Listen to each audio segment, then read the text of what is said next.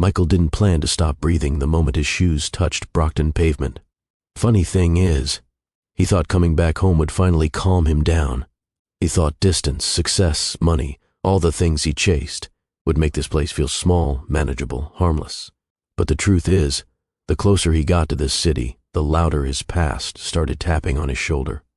He told himself he was here for closure. Just closure. Nothing emotional, nothing messy, nothing that could wake old feelings he spent years trying to bury.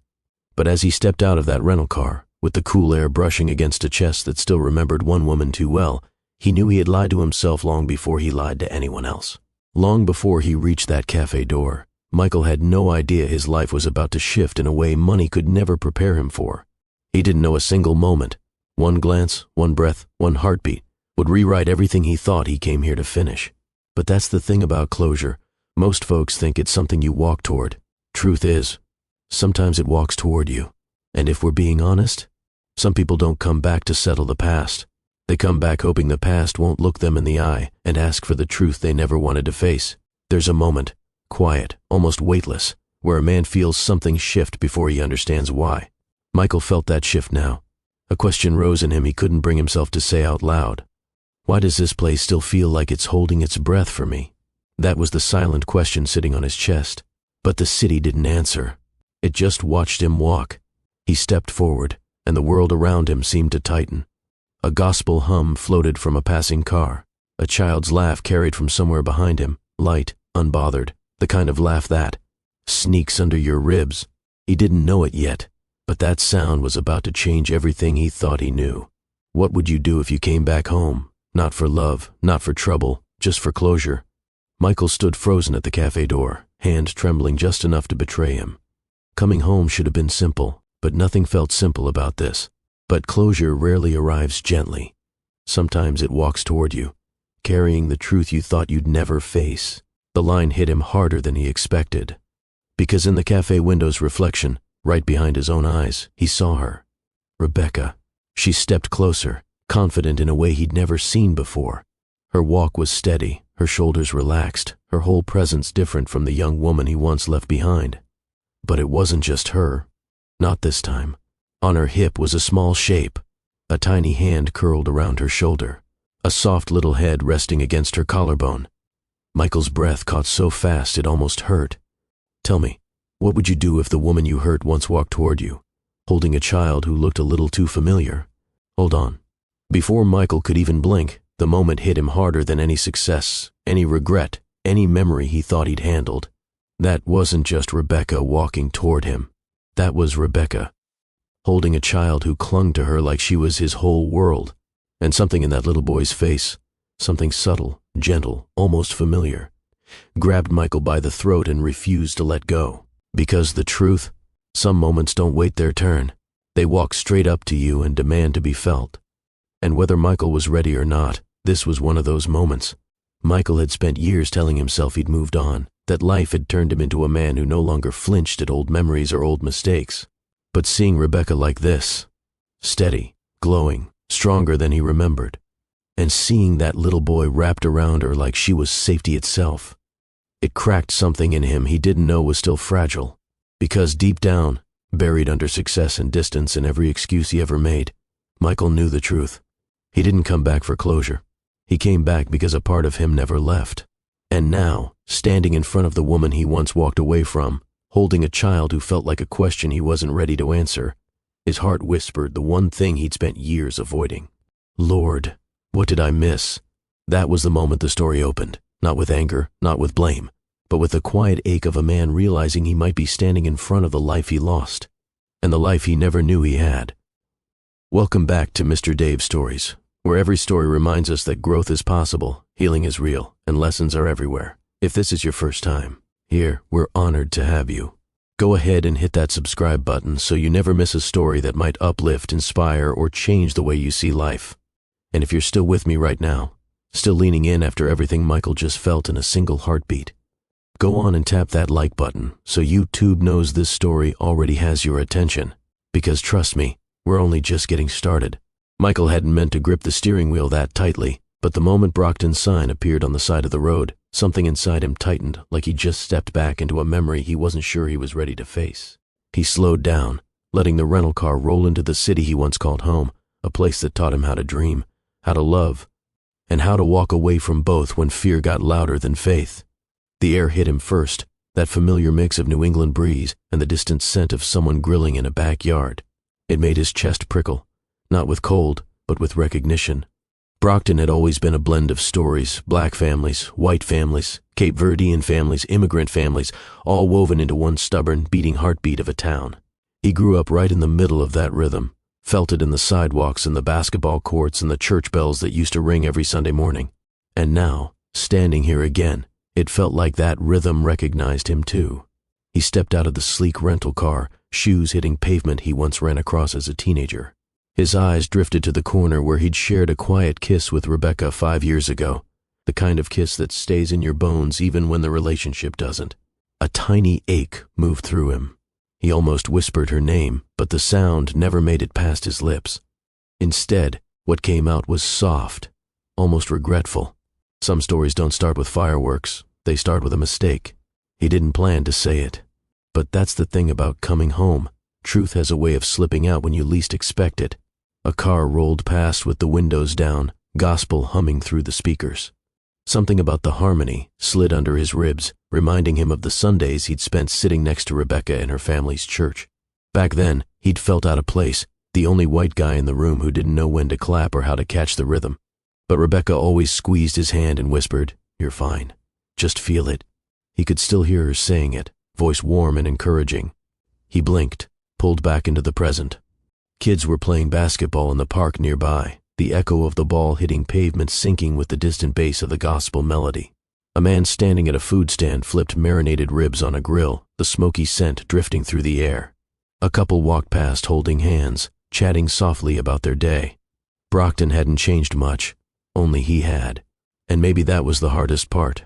He walked forward slowly, taking in everything like he needed proof the world kept spinning after he left. Maybe he thought moving to Boston, chasing money, building a company, maybe he thought that would erase the parts of him that were unfinished. But Brockton had a way of reminding him that money didn't fix everything. Success didn't mean healed. And closure, well, closure was a word people used when they were scared to say they still cared. What would you do if you came back home, not for love, not for trouble, just for closure? Michael's walk slowed as he reached Eastside Cafe, the same cafe where he and Rebecca used to sit for hours, splitting sweet potato fries and drinking iced coffee while she talked about journalism and he scribbled business ideas in a notebook. The familiarity of the doorframe nearly made him turn around. His hand hovered near the handle, trembling with something he didn't want to name. He let out a breath. Closure. He repeated the word in his mind, trying to convince himself he was ready for it.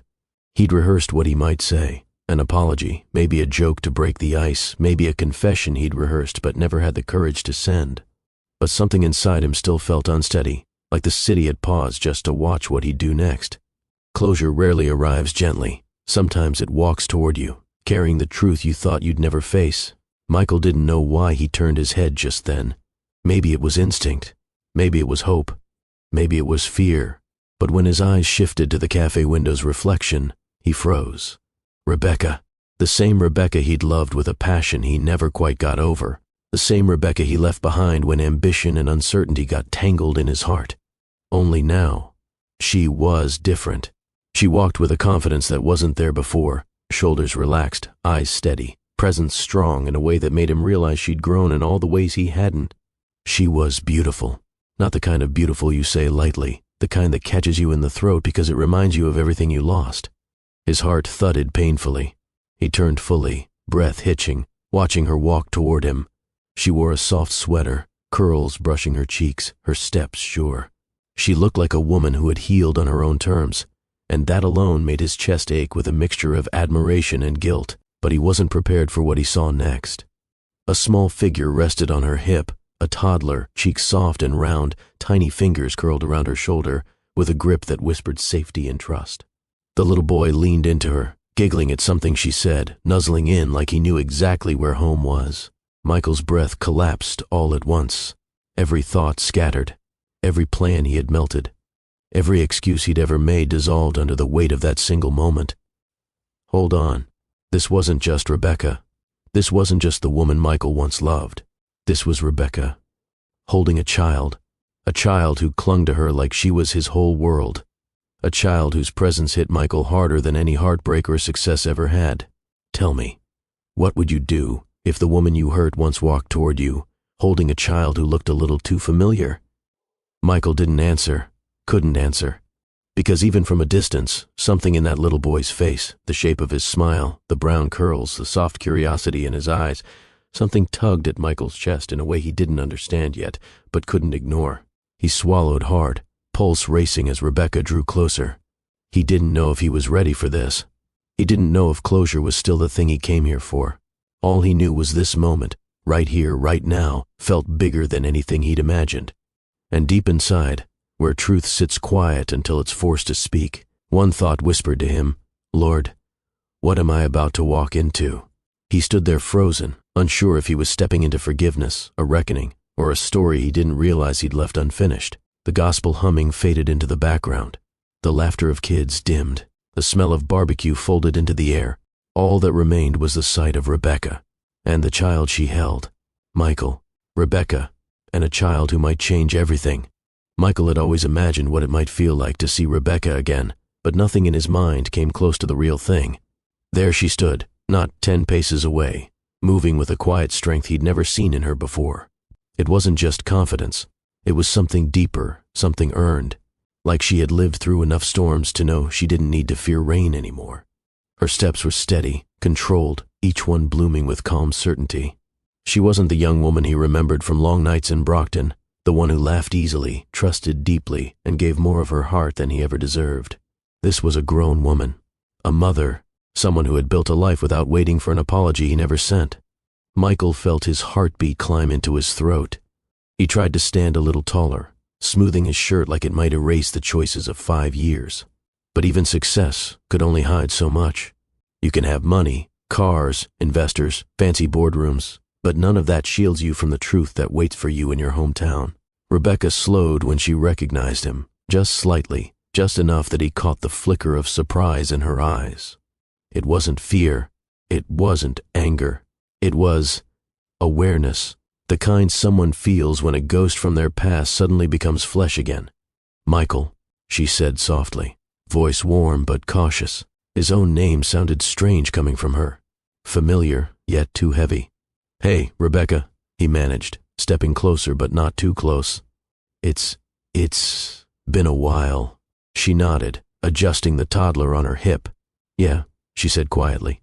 "It really has." Her eyes, deep, thoughtful, the same ones that used to study him like she could see the parts he tried to hide, softened for a moment.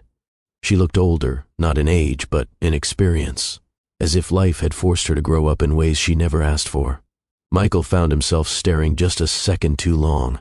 Her curls framed her face, soft but intentional. Her sweater, simple and earth-toned, fit her like it belonged in this exact afternoon sunlight. Even the way she held the child, gently, securely, carried a strength he never had the words to describe. "You look good," Michael said, voice catching on the last word. Rebecca gave a polite smile. "Thank you, you do too. Bigger city air treating you well?" He chuckled awkwardly, shoulders dropping. "Trying to. You know how it goes." She nodded again, but her expression tightened around the edges. Not in offense, just in caution. She wasn't sure what he wanted, why he was standing in front of her now, after all this time, and he couldn't blame her. The last memory she had of him was a heartbreak he created with poor judgment and a fear of commitment disguised as ambition. The child on her hip, Malik, though Michael didn't know the name yet, shifted, resting his head on her shoulder. Rebecca instinctively rubbed his back, her hand moving in slow circles that soothed more than just him. Michael's eyes drifted toward the toddler, curiosity weaving through surprise. He didn't dare ask yet. Instead, he focused on Rebecca. "How've you been?" he asked, voice softer now. She raised a brow. "That's a big question." "Yeah," he admitted. "Sorry, I just mean, I hope life's been kind to you." Rebecca considered that for a long moment. Then she looked down at the child, brushing a curl from his forehead. "Life's been life," she said finally. "Some good, some hard. But I'm here." She gave him a small smile, and for the first time Michael saw something familiar. The same resilience she always carried, now amplified. That's good, he said. Really, I'm glad. She tilted her head slightly. What brings you back to Brockton? He swallowed, pulling his gaze from the toddler to meet her eyes. Closure, he said honestly. I thought maybe it was time to face some things. Rebecca didn't answer right away. She studied him, not rudely, just carefully, like she was searching for the version of him she used to know, like she was looking for the boy who made her laugh, the man who broke her heart, and the stranger standing in front of her now all at once. Well, she said softly, closure is a big word too. Yeah, he murmured. I know. He glanced down again, drawn back to the small child clinging to her. The boy's cheeks were round and warm, eyes deep and observant even in their innocence. For a moment, Michael felt something tug in his chest, something quiet and unfamiliar. Rebecca noticed his gaze and shifted Malik slightly. Oh, sorry, she said. This is Malik. Michael tried to steady his voice. He's adorable. Thank you, she replied, her tone gentle. He's my little guy. Michael nodded, but his mind couldn't help circling the question he wasn't ready to ask. He forced himself to stay present. How old is he? Michael asked, trying to sound casual. 3, Rebecca answered, smoothing Malik's hair. 3. The number hit him like a soft punch, not enough to break him, but enough to make him blink twice. Rebecca's eyes flickered, just slightly, as if she sensed the shift in his breathing. His father isn't around, she added quietly. Wasn't really dependable. Michael felt something tighten in his stomach. He didn't know why, or maybe he did, and admitting it scared him. I'm sorry, he said, and for once the words weren't empty. They carried weight, regret, empathy. Rebecca nodded, bouncing Malik gently as he stretched an arm toward a bright sign across the street. It's okay. We're doing fine. Michael noticed the emphasis on we, not bitter, not proud, just real. You look like you're doing more than fine, he said softly. Rebecca laughed, a short, tired but warm laugh. Some days, yes. Some days not at all. You know how it goes. He nodded. I do. More than I used to. There was a pause, not awkward, but loaded, like the air between them was trying to decide whether to reopen old wounds or let healing peek through. Michael cleared his throat. Rebecca, I didn't plan this. Seeing you, I mean. I didn't know you'd even be here. I didn't plan it either, she said simply. Life's funny like that. Michael's eyes drifted toward Malik again, unable to help himself.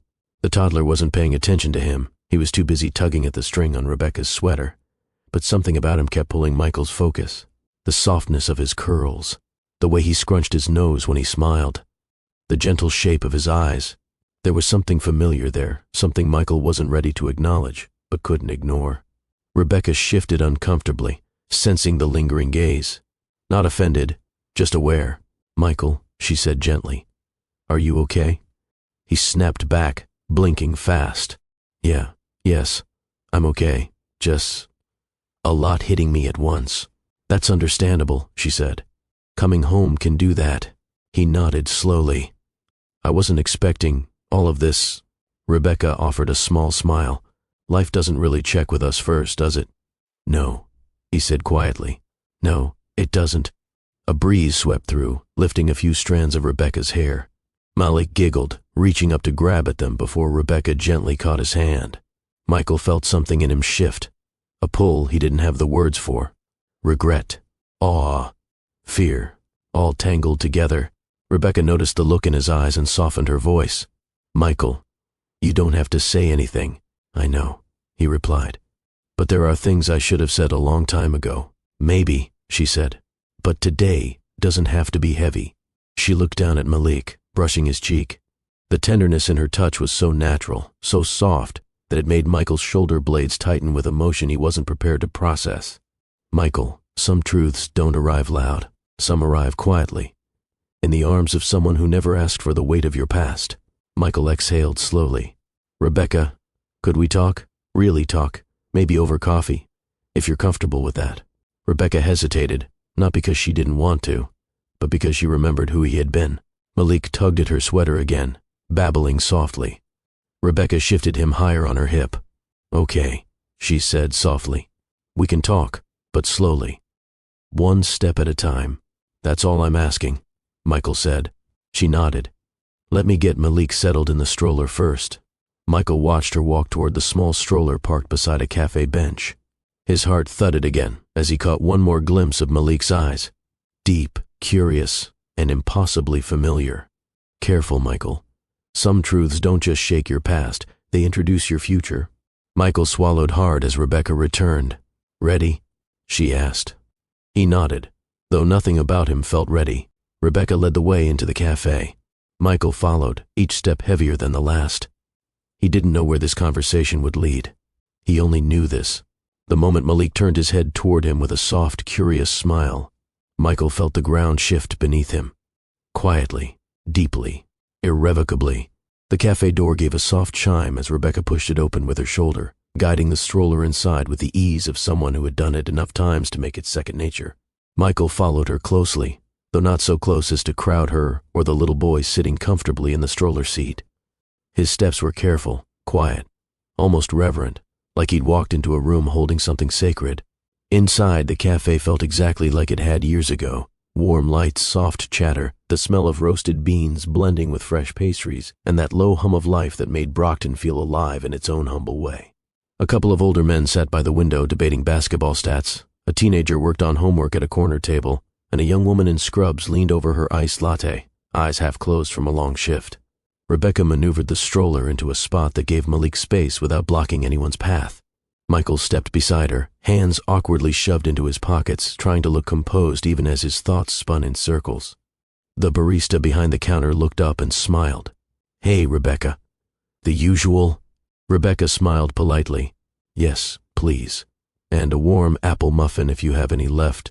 We've got two, the barista said, tapping into the register. Want both? Rebecca laughed softly. Just one.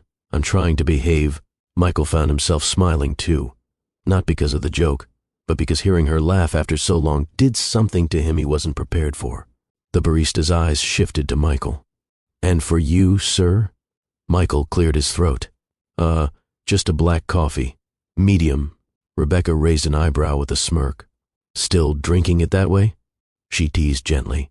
He chuckled. Some habits stick. She gave a soft shrug. Fair enough. They moved to a nearby table while their drinks were being made. Rebecca parked the stroller close enough to keep Malik within reach, but far enough that he had room to kick his legs without bumping anything. The toddler was wide awake now, eyes scanning the room with quiet curiosity. Michael pulled out a chair slowly, watching the little boy as though trying to decode something written between the tiny movements. The way Malik tapped his foot, the way he hummed softly, the way he clung to a small plush elephant nestled beside him. Rebecca noticed his focus and gave a reassuring smile. He's just taking everything in. New spaces, new faces. He likes to watch. Michael nodded, voice nearly caught in his throat. He seems really calm. Rebecca tilted her head. He gets that from... She paused, choosing her words carefully. From my grandmother, I think. She always said quiet people pay attention to the world in ways loud people miss. Michael smiled at that. Your grandmother was wise. She still is, Rebecca said gently. The barista called their names from the counter, and Michael rose quickly. I'll grab it. Rebecca nodded, settling into her chair while gently rocking the stroller back and forth with her foot. Malik babbled quietly, reaching for the zipper on his jacket, fascinated with the little metal piece. Michael returned with the drinks and muffin, placing them down with a care that didn't go unnoticed. He sat across from Rebecca, but his eyes drifted again to Malik, who glanced up at him with innocent curiosity. For a moment, a small, delicate moment, Michael felt something he couldn't name. A pull, a whisper, something old, something new. Rebecca took a sip of her drink. So, you came back for closure. Michael nodded slowly. Yeah, I thought maybe facing the past might help me understand where I am now. That's fair, she said softly. And sometimes necessary. He studied her expression. Calm, composed, gently guarded. She wasn't pushing him away, but she wasn't inviting him in either. She was doing what people do when they've been hurt, standing in the doorway of connection, not yet stepping inside. What about you? He asked. Are you doing okay with all this, running into me out of nowhere? Rebecca's lips curved into a small, thoughtful smile. Michael, I'm a mother now. Surprises come in all shapes. You learn to stay steady. There was a quiet pride in her voice, a strength he admired more now than he ever did in the past. He nodded, leaning in just a bit. He's a beautiful kid, Rebecca. She looked down at Malik, brushing a curl from his forehead. Thank you. What's he into? Michael asked, keeping his tone light.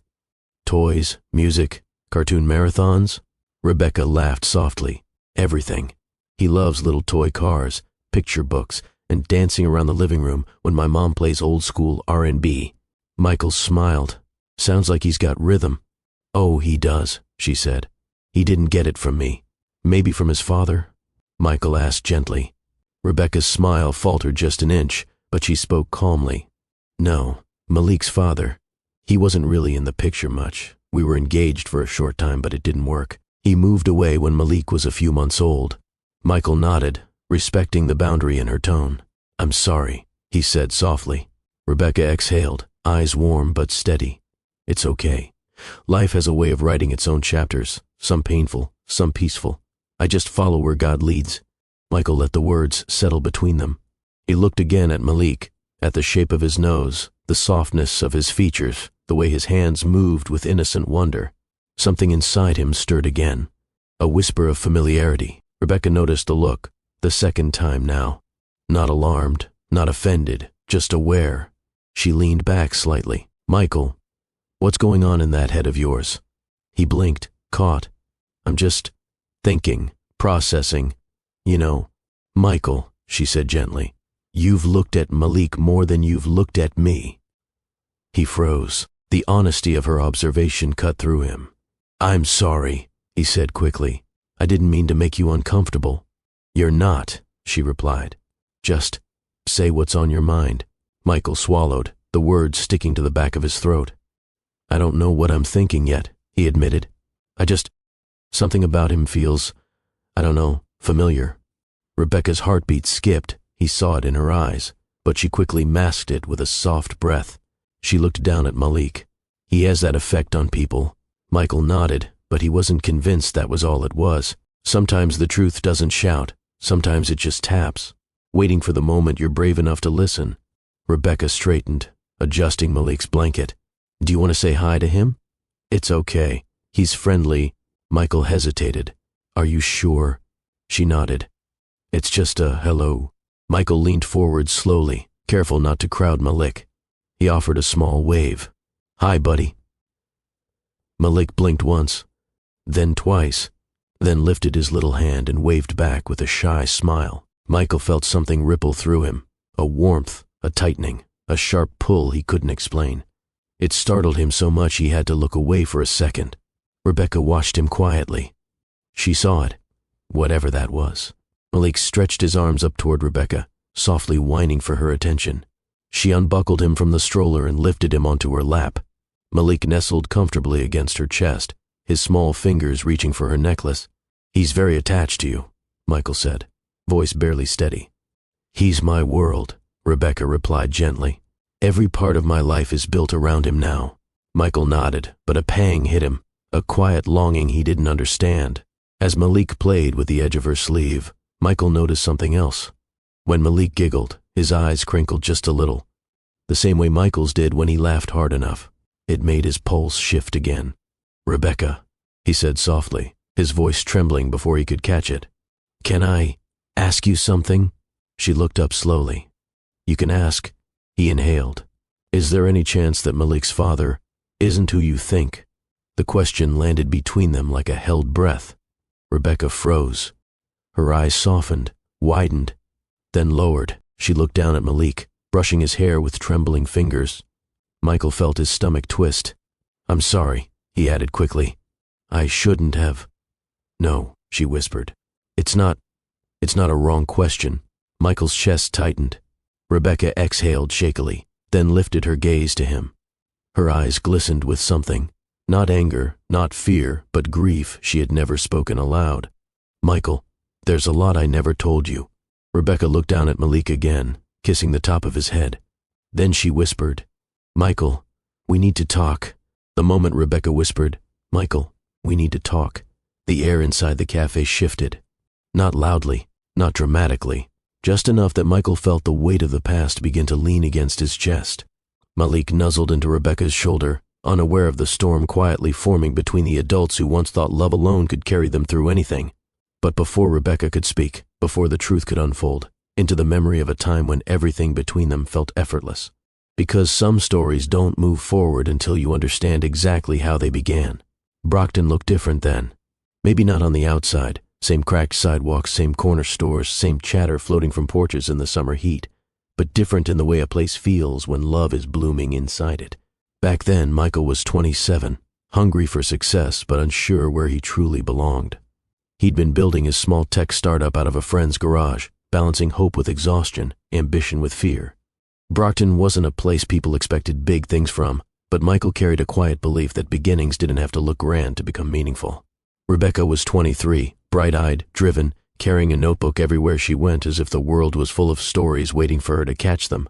She was studying journalism at a small college not far from town, but she spent most of her time in Brockton documenting neighborhood events, interviewing elders for local columns, and volunteering at every community project she could find. Their paths crossed on a late spring afternoon during a charity fundraiser on Crescent Street. Families lined the sidewalks. Local artists set up stands. The smell of grilled corn drifted through the air. A DJ played smooth R&B while kids danced barefoot in front of the speakers. Michael had volunteered to help with setup, carrying tables and stacking boxes, partly because he believed in the cause and partly because he needed fresh air after a week of intense work.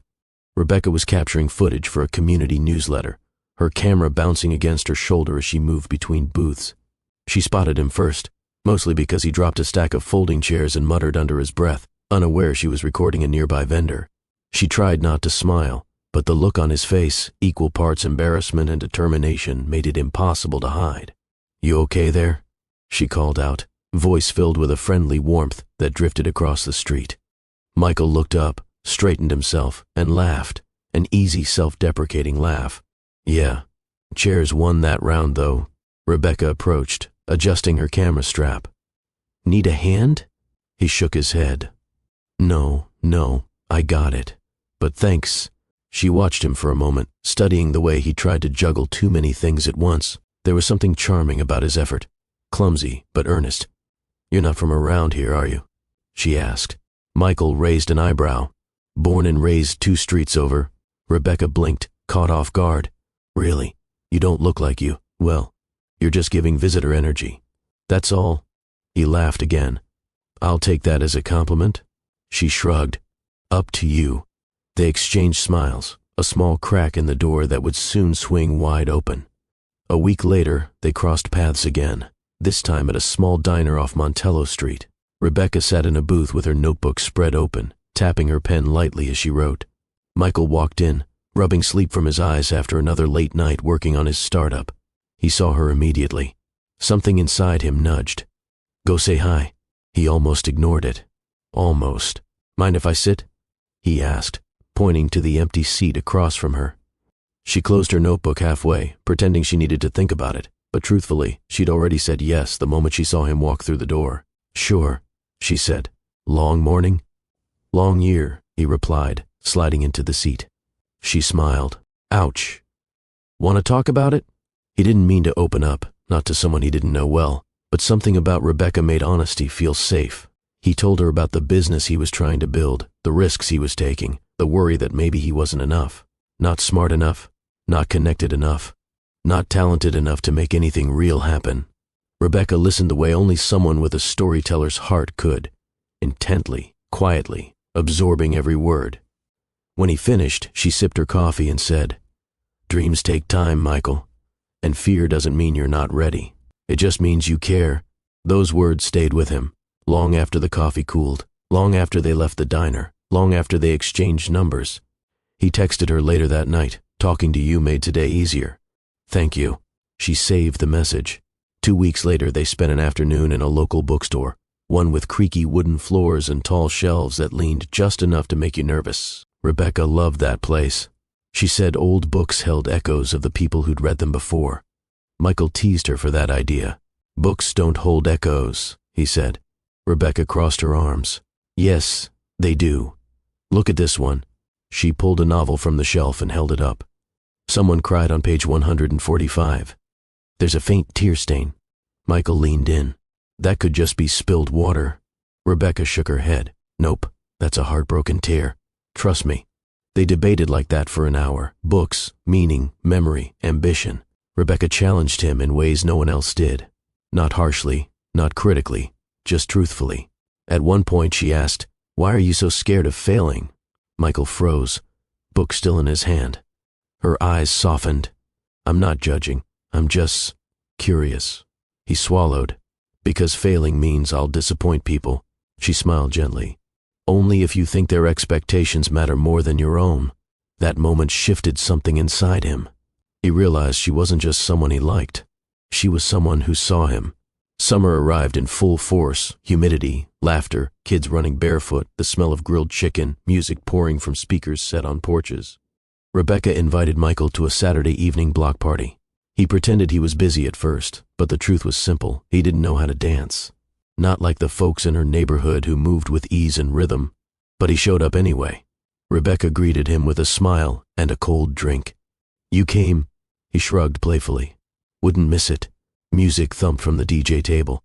People danced, joyfully, freely.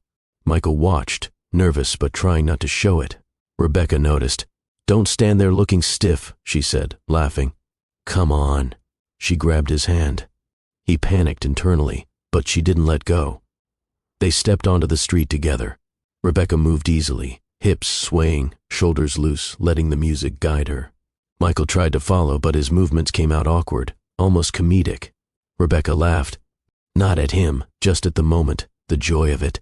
"You're trying too hard," she said. "Just feel the beat."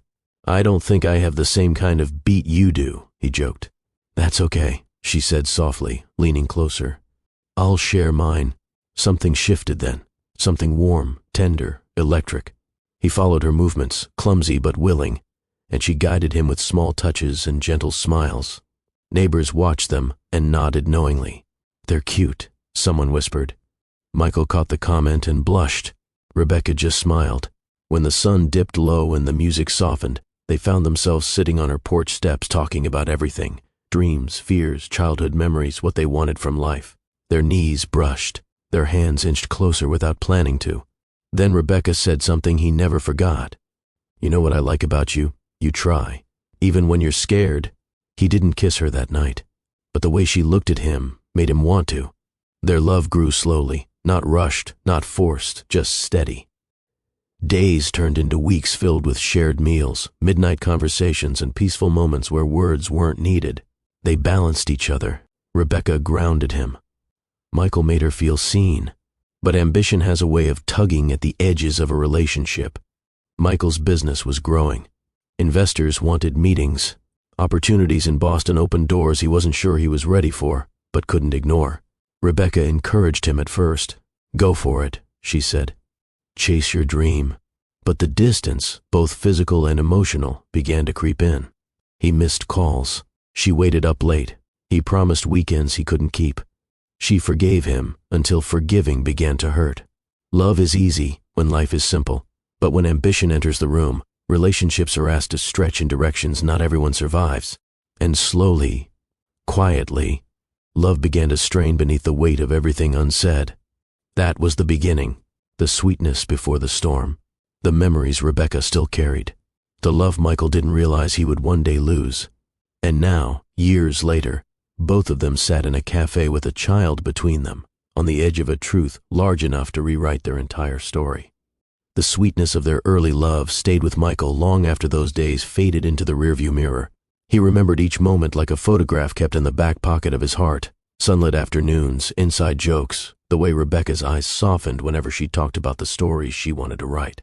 But memories aren't enough to hold a relationship steady when life begins to stretch it, test it, and eventually pull it apart. The truth is this: most heartbreak doesn't happen in a single moment. It happens slowly, in the quiet cracks that form when two people stop hearing each other. And that was the road Michael and Rebecca were walking toward without even realizing it. It started the fall after their summer of dancing, laughing, and late-night diner talks. Michael's startup began gaining attention, small investors first, then bigger ones. Suddenly he was being invited to networking events, industry panels, and weekend conferences in Boston. The excitement thrilled him, but it also pulled him away from Brockton, away from Rebecca, away from the routines that had once felt grounding. One evening, Rebecca sat in her room editing an article about a local youth mentorship program. Her phone buzzed. "Michael, I'm sorry. I have to cancel tonight." She stared at the message. This was the third time that week. She typed, erased, typed again. "Rebecca, it's okay. Good luck with the meeting." He replied with a heart emoji and a thank you, but something about the exchange felt emptier than usual. She flipped her phone face down on the bed and tried to continue writing, but her eyes drifted to the clock. A soft voice rose from downstairs, her grandmother humming while cooking dinner. The familiar sound felt comforting, yet it also reminded her of what she was missing: connection. She whispered to herself, "He's just busy. This is just a season." But a tiny ache made itself known anyway. As winter approached, Michael's schedule intensified. Days blurred into nights, nights blurred into early mornings. He was chasing funding, trying to convince big city strangers that a kid from Brockton could build something worth believing in. Rebecca understood ambition. She admired it. She had her own dreams too, publishing articles, starting a community storytelling series, interviewing elders whose memories carried the soul of their neighborhoods. But understanding didn't erase loneliness. When Michael did show up, he was distracted. He'd sit across from her at the diner, laptop open, typing answers to emails between sips of coffee. Rebecca would watch him, fingers curled loosely around her mug. "You're here," she'd say softly, "but you're not here." He'd sigh, rub his eyes, close the laptop halfway. "I'm trying, Rebecca. You know I'm trying." She nodded. She always nodded. When one person starts carrying a relationship alone, even the strongest arms eventually get tired. It wasn't one argument that broke them. It wasn't one misunderstanding. It was the accumulation of many small moments that should have been addressed but weren't. A missed call during her college presentation, a forgotten promise to attend her article launch party, a late arrival to her birthday dinner, followed by an early departure because work can't wait. One evening, Rebecca waited on her porch steps wearing a soft blue sweater, hair pinned back, makeup subtle but graceful. She had invited Michael to join her at her church's annual holiday event. It meant something to her deeply. She rarely asked him for much. He texted 15 minutes before it began. "Michael, something came up. I'm so sorry." She stared at the message, her breath leaving her chest in a quiet exhale. She didn't cry, not then, but disappointment sat with her like an unwelcome guest. Her mother stepped outside. "Baby, you coming in?" Rebecca forced a smile. "Yeah, I'm coming." Her mother studied her for a moment but didn't push. "Church isn't going anywhere," she said softly. "And neither is your worth." Rebecca's smile wavered. Sometimes love isn't lost through betrayal. Sometimes it's lost through neglect. 2 weeks later, with cold wind brushing against the windows of Rebecca's apartment, everything finally cracked open. Michael arrived late, again. He looked worn out, tense, eyes clouded with fatigue. Rebecca didn't meet him at the door with a smile this time. She didn't try to soften the moment. "Michael," she said gently but firmly, "we need to talk." He dropped his backpack on the floor. "Can it wait?" "I've had the longest day." She shook her head. "No, it can't." He rubbed the bridge of his nose. "Please, Rebecca, I just need a minute." "Michael, I've given you months of minutes," she replied softly. He froze. Rebecca sat on the edge of her couch, hands clasped tightly. She wasn't angry. She wasn't yelling. Her voice carried quiet heartbreak, the kind that doesn't need volume to be felt. "I'm losing you," she whispered. He looked down. "I'm trying." "You keep saying that," she said, "but trying isn't the same as showing up." He turned away. "I have obligations, investors, meetings, responsibilities."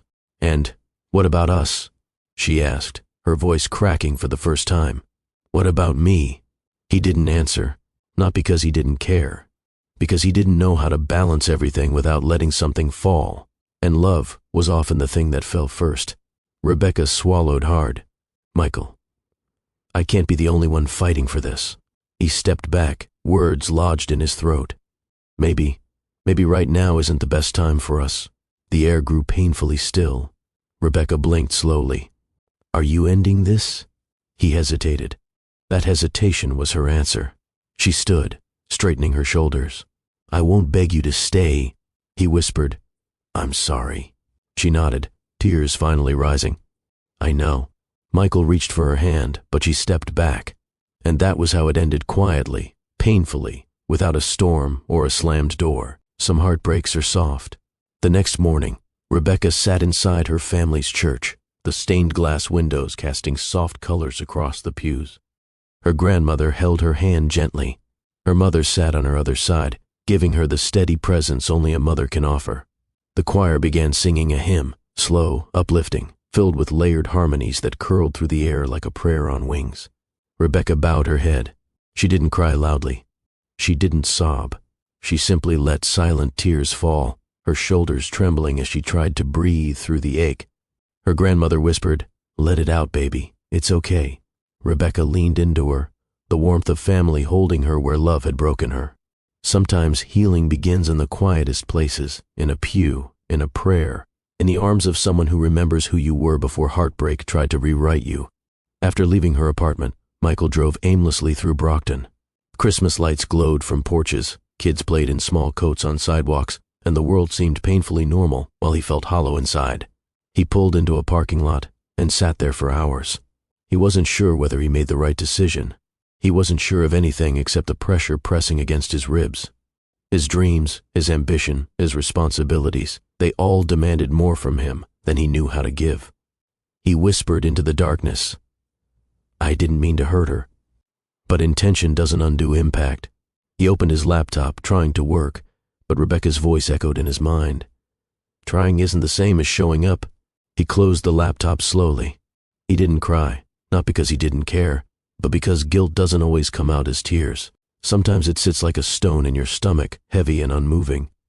2 days later, he sent Rebecca a long message, an attempt at closure or maybe a way to ease his conscience. He apologized, explained, tried to articulate why he felt stretched thin. He didn't ask her to wait for him. He didn't promise anything, and he didn't ask if she was okay. She read the message alone on her bed. Her hands trembled, but she typed only 2 words, "I understand."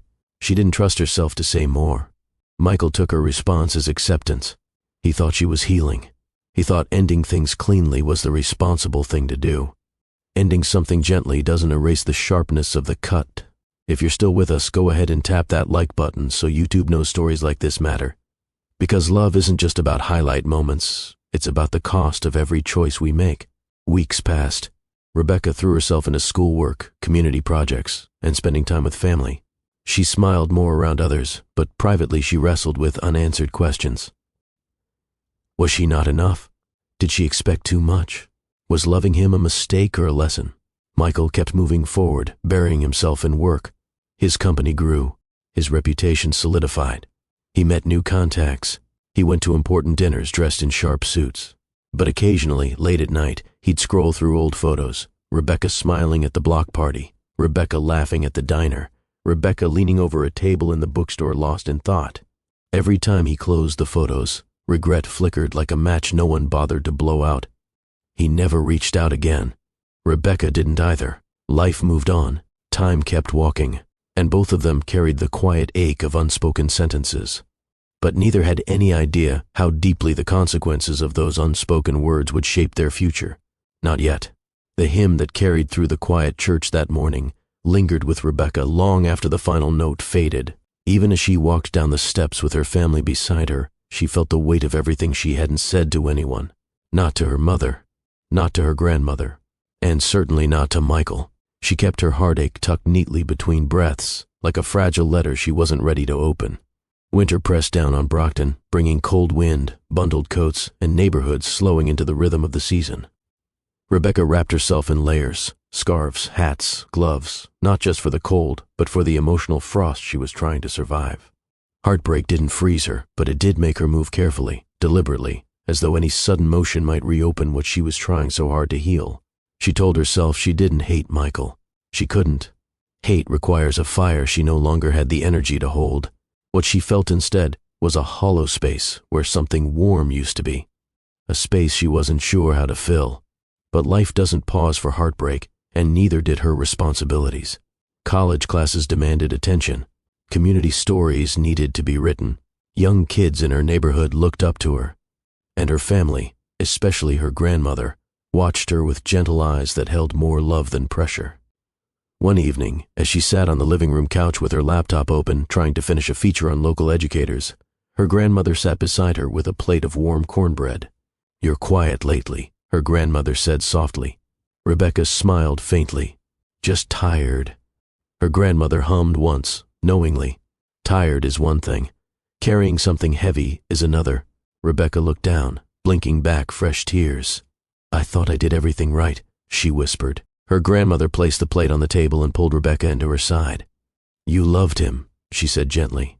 "Love makes people brave, but it also makes them vulnerable, sometimes both at the same time." Rebecca rested her head on her grandmother's shoulder. "I don't know how to move on." "You don't have to know," her grandmother replied. "You just have to choose, one day at a time." That night, Rebecca cried quietly, not from anger, but from release. Tears can be anchors or cleansing water, and hers began to wash away the debris left by a broken love. By January, the snow covered Brockton in soft layers. Kids threw snowballs outside row homes while adults scraped ice off car windows. Life went on in small, stubborn ways. Rebecca returned to school with focus, not the kind that ignored pain, but the kind that grew from it. Heartbreak sharpened her writing, deepened her empathy, and strengthened her understanding of people's hidden battles. She spent more time with her mother on the weekends, helping cook big Sunday meals, roasted chicken, mac and cheese, greens seasoned just right. Sometimes the family crowded around the dining room table, catching up, laughing, sharing old stories. Rebecca began helping at her church's youth group again. She led small writing workshops for kids who struggled to express themselves, showing them how words could be anchors, wings, mirrors, all at once. One boy asked, "Miss Rebecca, how do you write stuff that makes people feel something?" Rebecca smiled gently. "Tell the truth," she said. "Even when it hurts, especially then." Her words weren't about Michael, but they also were. As the months passed, Rebecca found herself drawn more deeply into community work. Her journalism professor encouraged her to document untold stories in Brockton, stories of resilience, family, creativity, and survival. She interviewed elders who shared memories of growing up in town, of shaping their lives through struggle and joy. She attended neighborhood meetings where residents debated local issues. She captured the voices of young students trying to dream beyond the limits placed around them. She wrote with purpose. Her articles became small beacons of compassion, showing the humanity inside everyday experiences. And as the community began to recognize her work, Rebecca realized something. She didn't need a perfect life to write meaningful stories. She just needed honesty. One late afternoon, she walked home past the corner store near her street. A woman sweeping the sidewalk waved to her. "Rebecca, honey, that article you wrote about Miss Claudette and her garden? Beautiful, truly beautiful." Rebecca felt warmth bloom in her chest. "Thank you."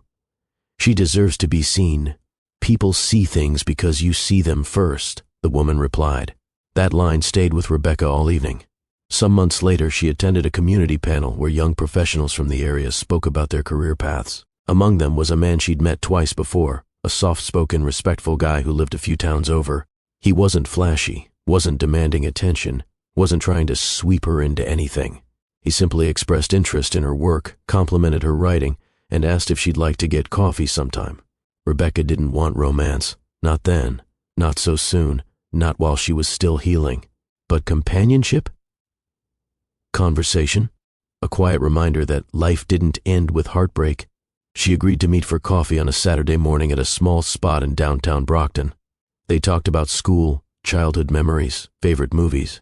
It wasn't electric. It wasn't whirlwind love. It was soft and slow, like dipping toes into warm water after months of cold. They went on 3 more casual outings. He was kind. He was patient. But something in Rebecca didn't fully open. There was no spark, not the kind she felt with Michael during better days. Eventually, he asked where she stood. She answered honestly, "I don't think I'm ready for anything serious." He nodded with understanding. They parted ways without anger or resentment. It should have ended there, but life had other plans. Sometime later, while Rebecca continued focusing on school and community work, that same man reached out again. He wasn't pushy, but persistent in a gentle way. He said, "I know you're healing. I'm not rushing you, but I see something in you, Rebecca, and I want to build a home someday." Slowly, carefully, Rebecca wanted stability, the kind Michael's ambition had taken away from her. She wanted something predictable, something steady, something that didn't feel like climbing a mountain only to find the summit missing. So when he suggested a future together, she didn't run. But she didn't leap either. They formed something more practical and passionate, a connection built on respect, not chemistry. Her family liked him enough. Her grandmother said, "He's a nice man. Steady men make steady homes." But deep down, Rebecca felt a quiet truth she couldn't name. A truth that whispered, "You're not choosing him. You're choosing not to be alone." Still, she tried. She gave the relationship room to grow, until it became clear he lacked the emotional depth she needed. He was present, but unreliable. Kind, but inconsistent. Good-hearted, but not built for commitment the way he claimed. The cracks widened. Arguments began. She felt lonely beside him, in ways she never felt lonely alone. And when she found out she was pregnant, everything changed. Her ex-fiancé panicked, withdrew, made excuses, dodged responsibilities. It didn't take long for Rebecca to realize she was about to enter motherhood without a partner. She ended the engagement with quiet dignity. She looked at her reflection in the bathroom mirror one morning, tired, brave, vulnerable, and whispered, "You're going to do this, and you're going to do it well." Motherhood has a way of reshaping a woman. It doesn't erase who she was. It adds layers: responsibility, fear, strength, patience, purpose. Rebecca embraced all of it. Her family helped when they could. Meals dropped off, babysitting, small acts of love that carried her through sleepless nights. Her church surrounded her with support, never judgment. The first moment she held Malik in her arms, the world softened. He looked up at her with the widest, most trusting eyes she'd ever seen. She cried, not from sadness but from awe. "This is my son," she whispered. "My miracle." She promised then to protect him, to raise him, to love him fiercely even on the days she didn't feel strong. She taught him to laugh. She taught him to trust. She taught him to feel safe in a world that wasn't always gentle. Every morning she woke before sunrise to feed him, dress him, pack his small bag for daycare.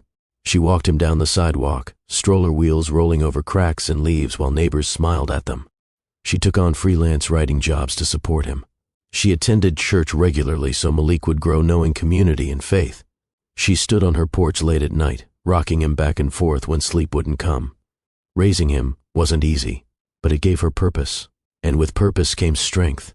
You learn a lot about yourself when you raise a child alone. You learn how loud silence can be, how heavy fear feels, and how deep love goes when you have someone depending on you. Rebecca didn't just rebuild her life. She rebuilt her courage. She rebuilt her confidence. She rebuilt her heart, piece by piece, prayer by prayer. One night, after a long day of writing and errands, Rebecca sat in her small living room with Malik curled against her chest. The TV hummed softly in the background, playing an old sitcom rerun. Malik giggled at something on the screen, reaching for her hand. Rebecca kissed the top of his head. "I'm learning too," she whispered to him. "Every day, I'm learning." She didn't see motherhood as a burden. She saw it as a calling, and through it, she discovered a resilience she never knew she possessed. How do you rebuild a heart someone else cracked? One day, one choice, one breath at a time. The moment Rebecca whispered, "Michael, we need to talk," the air between them shifted. Not dramatically, not in a movie scene way, but in that quiet, unmistakable way when truth steps into the room and closes the door behind it. Malik pressed his cheek against Rebecca's shoulder, unaware of the emotional storm forming between the adults who once loved each other in ways neither fully understood. Michael felt a tightness forming beneath his ribs, the same tightness he'd felt years ago when he realized he was losing Rebecca. Except now, it wasn't fear of loss. It was fear of what he'd already lost without knowing it. Rebecca guided Malik back into his stroller, giving him his small plush elephant to keep him occupied. He clutched it with sleepy fingers, humming softly. Michael watched him the way someone watches a priceless object right before it falls, carefully, intensely, with an ache he didn't have a name for. Rebecca gestured toward their table. "Sit," she said softly. Michael nodded and sat across from her. His coffee had gone cold, untouched.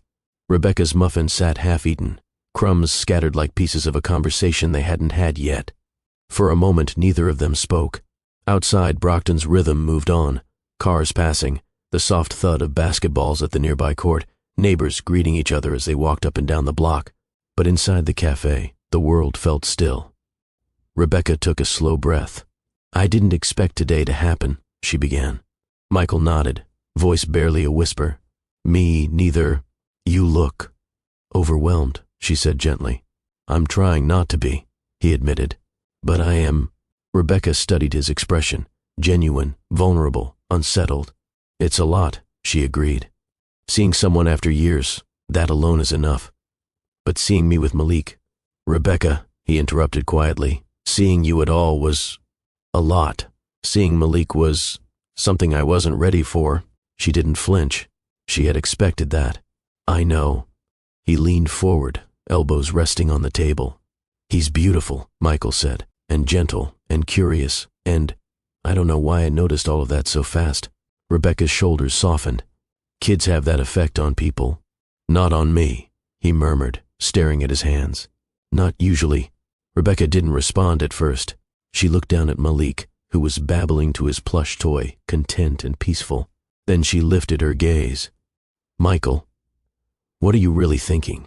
He swallowed hard. I don't know. I'm confused. I feel like I'm standing at the edge of something, but I don't know what I'm supposed to see. Rebecca tapped the edge of the table, a nervous habit she'd had since her college years. You're seeing the life I built, she said softly. A life without you. Her words weren't sharp. They weren't meant to wound. They were simply true. Michael's chest tightened again. Do you hate me? He asked, voice trembling. Rebecca blinked, surprised. No, she said quickly. Michael, no. I don't hate you. You should, he muttered. Rebecca shook her head.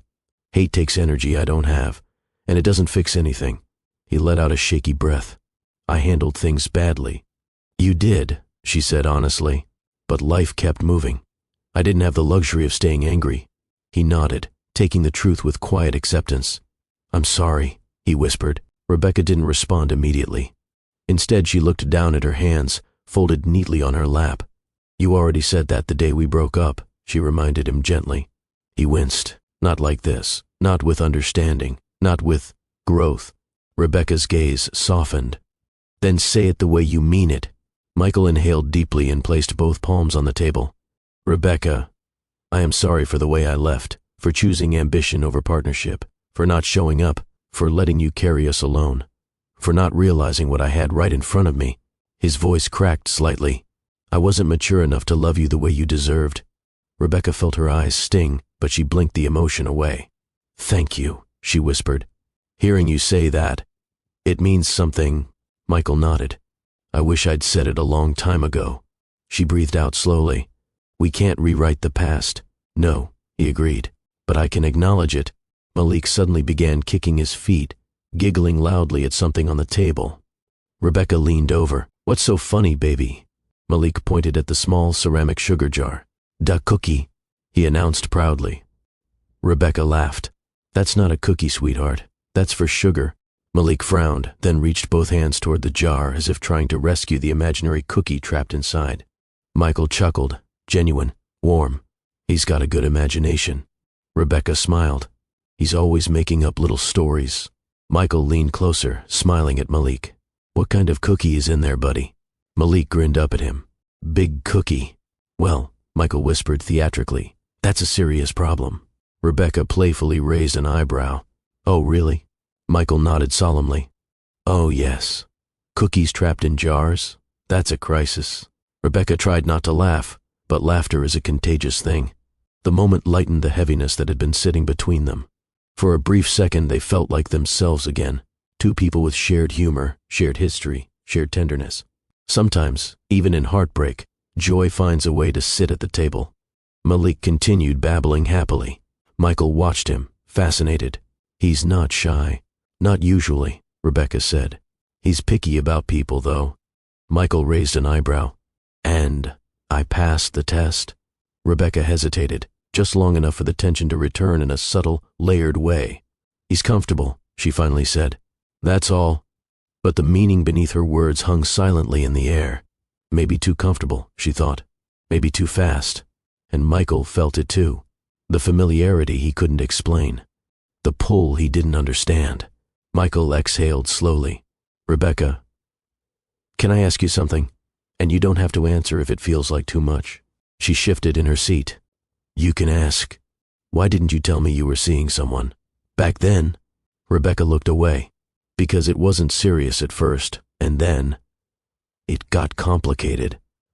Because of the pregnancy? He asked quietly. She froze for a fraction of a second, but only a fraction. Then she forced a small nod. Yes, Michael's heart pounded. Did he help? Rebecca tightened her jaw. Not in the way a partner should. Michael looked down, guilt tightening around him like a seatbelt locked too tight. He whispered, I'm sorry you went through that alone. Rebecca's voice softened. I wasn't alone. I had my family, my church, my community. I had God. I had Malik growing inside me, and eventually, I had myself. Her words didn't carry bitterness. They carried strength. Michael swallowed. I wish I had been there. Rebecca didn't look at him. You weren't. The honesty hurt, but it needed to be spoken. And I'm not saying that to punish you, she added gently. I'm saying it because it's true. As the adults sat in silence, Malik squirmed in his stroller. Then, without warning, he stretched his little arms toward Michael. Rebecca blinked. Well, that's new. Michael froze. Does he want me to hold him? Malik reached again, whining softly the way toddlers do when they want something very specific. Rebecca hesitated, unsure. He doesn't normally reach for people he just met. Michael felt his pulse climb into his throat. You don't have to. Rebecca lifted Malik, shifting him gently. Let's see what he does. She held Malik up near the table. Malik leaned forward, hands outstretched. Toward Michael. Michael's voice barely made it out. Rebecca, it's okay, she said quietly, though her tone trembled with unspoken thoughts. Go ahead. Hold him. Michael extended his arms carefully, terrified of doing something wrong. Malik settled into his chest with surprising ease, leaning his head against Michael like it was the most natural place in the world. Michael's breath broke. Rebecca watched with parted lips, her heart tightening in ways she couldn't hide. Malik giggled softly, patting Michael's shirt with both hands. Michael whispered, Hey there, buddy. Some truths don't need words. Sometimes they show themselves in the way a child reaches for a stranger who isn't a stranger. Rebecca's eyes glistened. He never does that, she whispered. Michael swallowed hard. Rebecca, what does this mean? She didn't answer immediately. She looked at Malik, safe, content, warm in Michael's arms. I don't know, Rebecca said softly, but I think we're about to find out. Michael didn't realize he was holding his breath until he felt Malik's small hand press softly against his shirt, fingers curling into the fabric like they were claiming something. It was a simple touch, innocent, soft, natural. But the weight of it settled inside Michael with a force he wasn't prepared for. A toddler reaching up for comfort was normal. But a toddler reaching for him, a stranger, with such instinctive ease, that was something different, something he couldn't ignore, something that made old, buried memories rise to the surface like light underwater. Rebecca watched the moment unfold with a kind of stunned quiet. Her expression wasn't fear or denial, it was recognition. She looked at Malik, then at Michael, and then away altogether, because meeting Michael's eyes right now felt too revealing, too vulnerable, too honest. Malik rested his cheek against Michael's shoulder, letting out a sound that sat somewhere between a sigh and a hum. A peaceful sound, a trusting sound. Michael's heart clenched. I've never seen him do that, Rebecca murmured, voice low. Michael swallowed hard, adjusting his hold so Malik's little body was rested securely. He's really calm. He doesn't warm up to people like this, she said softly. Not even family sometimes. Michael looked up at her slowly. Why me then? Rebecca exhaled through her nose. I don't know. But she did. Not in her mind. Her mind was still fighting logic, still walking cautiously around facts she hadn't let herself revisit. But her heart knew something. Deeply. Unavoidably. Quietly. Michael rocked slightly, not even realizing he was doing it, instinct kicking in the way it does for people who've held children before, even though he hadn't. Not really. Not like this. Not with this ease. Not with this strange, natural rhythm that made Rebecca blink twice.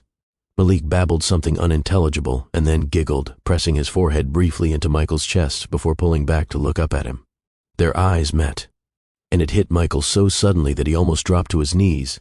Malik's eyes were the same warm brown as his mother's, but shaped just slightly like his own. A familiar curve, a familiar lift at the outer corners. A familiar expression, seen 1,000 times in a mirror and never questioned until now. Michael's breath stopped. Rebecca saw the change in his expression and gently reclaimed her son, placing Malik back into the stroller with soft, steady hands. "Come here, baby." Malik protested for a split second, reaching toward Michael again, then settled when she handed him a small toy car from the stroller pocket.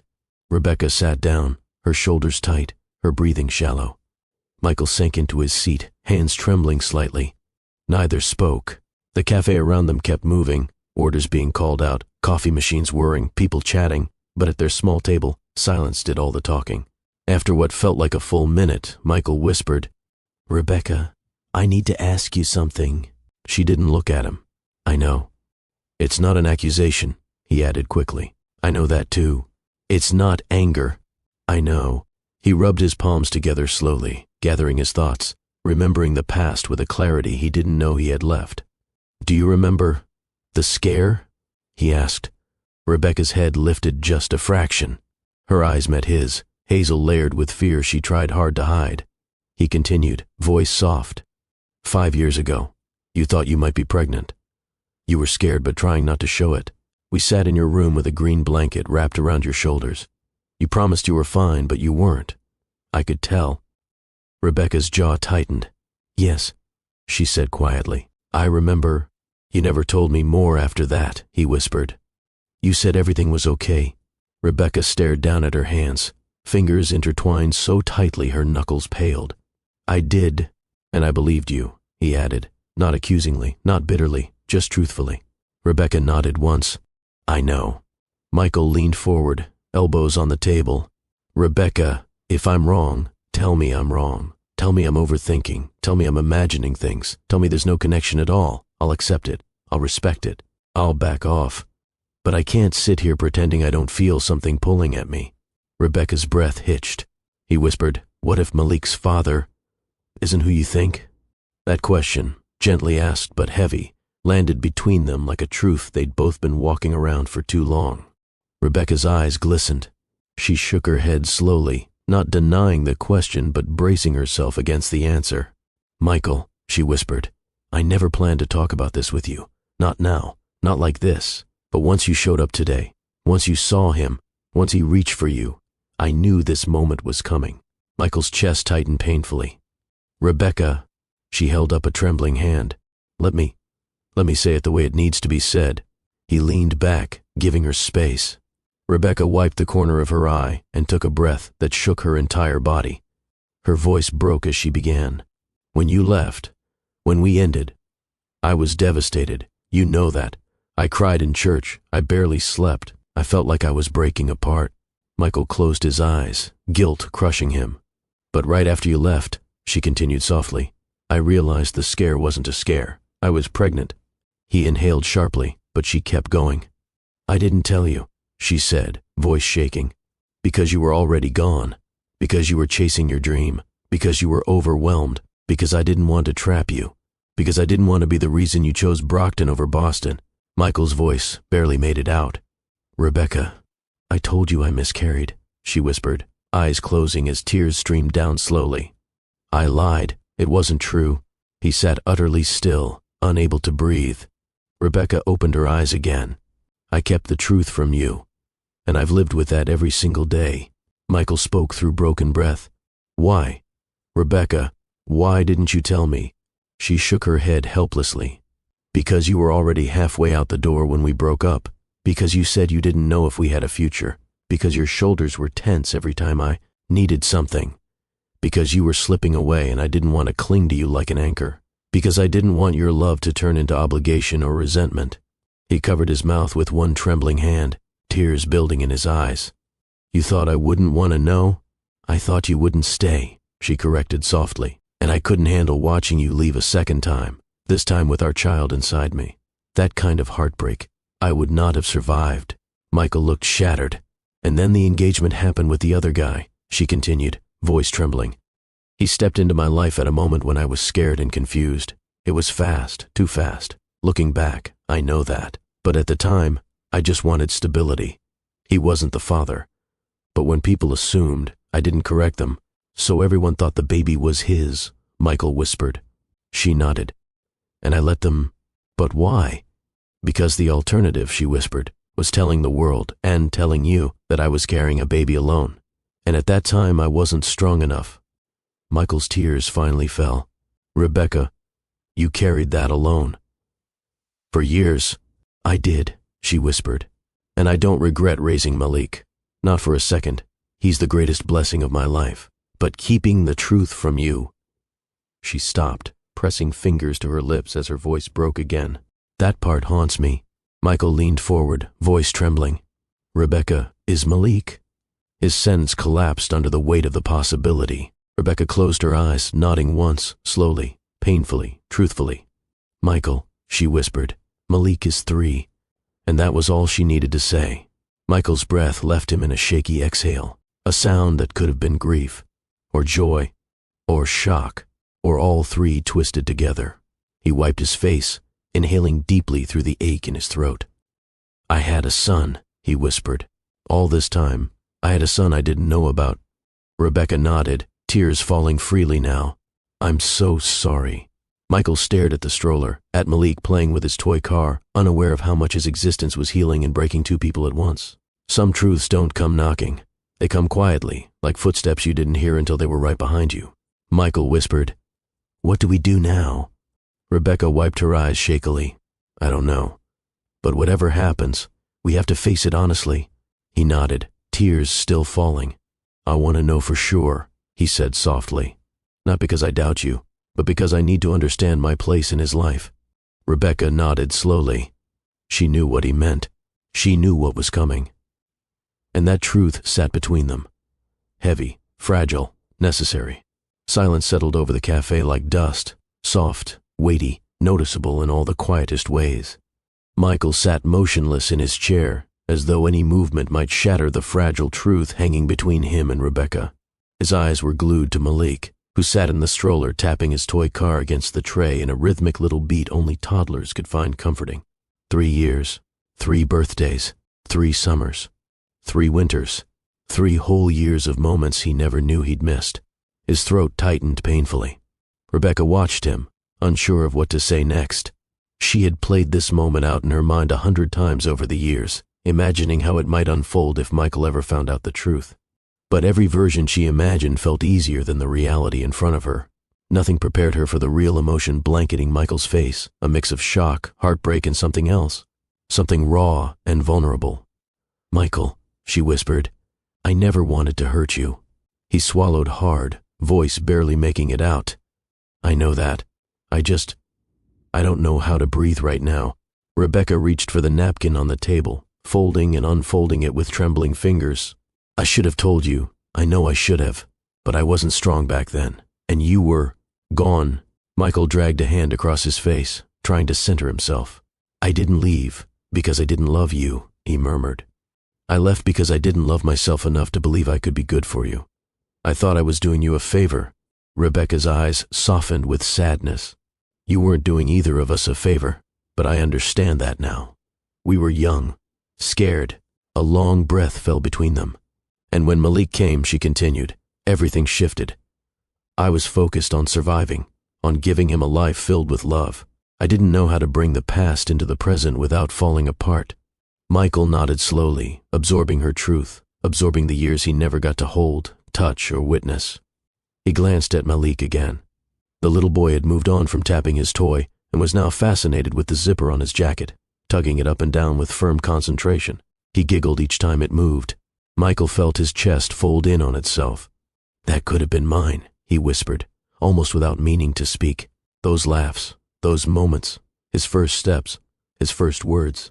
Rebecca closed her eyes against the sting of guilt. I'm so sorry, Michael. Michael shook his head quickly, swallowing back emotion. I'm not angry at you. I'm angry at myself. I walked away. I opened the door for this distance. I created that gap. He rested his elbows on his knees, leaning forward as if the truth physically weighed him down. Rebecca's voice broke softly. You didn't know. That doesn't change it, he replied. I still missed it. Regret has a way of showing you the price of the paths you chose, the ones you lost, and the ones you never knew were waiting for you. Rebecca cleared her throat. Michael, I need you to hear something clearly before your mind goes to dark places. You're here now, and that matters. His eyes lifted slowly. You're here, she repeated. And whatever comes next, you don't have to carry this alone. Her words softened him. Not completely, not instantly, but enough for him to lift his head fully and meet her gaze without flinching. What do we do now? He asked again. Rebecca hesitated, something tender flickering across her expression. We face the truth. Together. Michael nodded. I want to be sure, he said quietly. Not because I doubt your word, but because this is huge, bigger than emotions, bigger than apologies. This is a whole life. Rebecca looked down at Malik. I understand. I knew you'd ask. I've thought about this moment more times than I can count. Michael straightened slightly, finding a steadier breath. Rebecca, we should do a DNA test, just to confirm. For both of us, for him. A small, shaking breath escaped her. I know. He studied her face carefully. Are you okay with that? I don't love the idea, she admitted honestly. It feels clinical, cold, like breaking open an old wound with paperwork and swabs. But Malik deserves clarity, and you deserve certainty. Michael nodded, grateful for her honesty. I don't want to hurt you. You won't, she replied softly. Not this time. He exhaled. Thank you. She nodded once, still processing everything her body and heart were going through. How do you want to do it? I can schedule something, he offered quietly. There are clinics in the area. It's simple enough. Rebecca rubbed her thumb over the stroller handle. Okay. We can go together, he added. She paused. Together?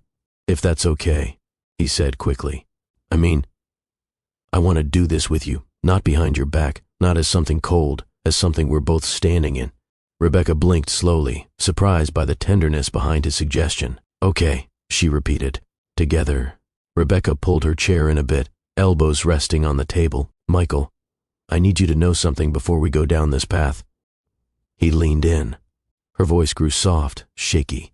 Whatever the test says, my life is built around Malik. My choices, my days, my sacrifices, everything. I need you to understand the weight of stepping into this truth. Michael nodded firmly. I'm not stepping into it lightly. And if he is yours, she continued, it won't be simple. I don't expect simple. And if he isn't? She whispered. Michael paused, then said, with surprising clarity, I will still care. I can't just unfeel the connection I felt today. Her eyes softened. That means more than you know. He shrugged gently. I don't want to run again, Rebecca. Not from hard truths, not from responsibility, not from you. She breathed deeply, a mix of relief and caution. Okay, she whispered. Then we do this. Malik rubbed his eyes then, signaling nap time. Rebecca leaned down and adjusted his blanket, brushing her hand tenderly across his forehead. Ready to go, baby? Malik murmured, snuggling into his plush elephant. Michael stood. Let me help you. She hesitated. You don't have to. I want to. He walked beside her as she navigated the stroller toward the door. The bell chimed softly as they stepped outside into the crisp Brockton air. A gentle breeze carried the scent of grilled meat from a nearby vendor and faint gospel humming from a car slowly passing by. Life outside the cafe didn't know it was witnessing the beginning of a long, complicated chapter. They walked together down the sidewalk, not touching, not laughing, but connected in a new, fragile way by a truth neither could outrun anymore. Can I walk you to your car? Michael asked. Rebecca nodded. Sure. They moved quietly, Malik drifting deeper into sleep. When they reached her car, she unlocked the door and began settling him into his seat. Michael watched her with a softened gaze, respectful, grateful, overwhelmed. Rebecca closed the back door and leaned against the car, arms folded for warmth. When do you want to schedule the test? Today, he said without hesitation. Or tomorrow morning if that's too soon. She studied him, searching for signs of rush or panic. She found none. Just a man who was ready to know the truth. Tomorrow is fine, she said softly. He nodded. I'll send you the details. Rebecca looked down at the pavement, then back up. Michael, yes. She hesitated. No matter what happens, thank you for not running away from this. He shook his head, voice low. I ran once. I won't make the same mistake twice. Their eyes held each other's, for a moment long enough to feel like a quiet promise. Rebecca opened her car door. "See you tomorrow." "See you," he replied. She got in, started the engine, and pulled away slowly, leaving Michael standing on the sidewalk with his hands in his pockets and a heart full of questions he never imagined he'd be asking at 37. Some truths don't come with fireworks. They come with paperwork, patience, and the courage to wait for an answer that might change everything. Michael inhaled deeply, looking up at the sky. He whispered to himself, "Please, please let him be mine." The next morning would bring the test. The results would bring the truth. But tonight, all Michael had was hope, and the weight of 3 years he could never get back. A week can stretch itself into something that feels like a month when your whole life is waiting on the outcome of one envelope. Michael had never known time to move this strangely before. It wasn't slow, not exactly. It was uneven. Some mornings he woke up and felt the hours race, ahead without him. Other times, like late at night when he found himself replaying every choice he ever made with Rebecca, the minutes dragged like they were carrying weight. But today, this morning, the week finally ended. The sky over Brockton was soft, washed in that pale gray that only shows up when the sun hasn't made up its mind yet. The air carried the faint smell of wet pavement. Michael stood across the street from the cafe, the same spot he had stood in when Rebecca first reappeared in his life, holding Malik on her hip. His heart gave a strange thump just thinking about it. He had walked into this town for closure, yet somehow he found himself standing on the edge of an entirely different beginning. He checked his watch, though he didn't need to. He'd arrived early on purpose. It wasn't nerves, no, it was something else. A need, a quiet insistence in his chest that told him this moment wasn't one he should stroll into casually. This moment had weight, and he felt all of it pressing on him. The letter was already in his hand. He had picked it up 30 minutes earlier from the clinic Rebecca had chosen.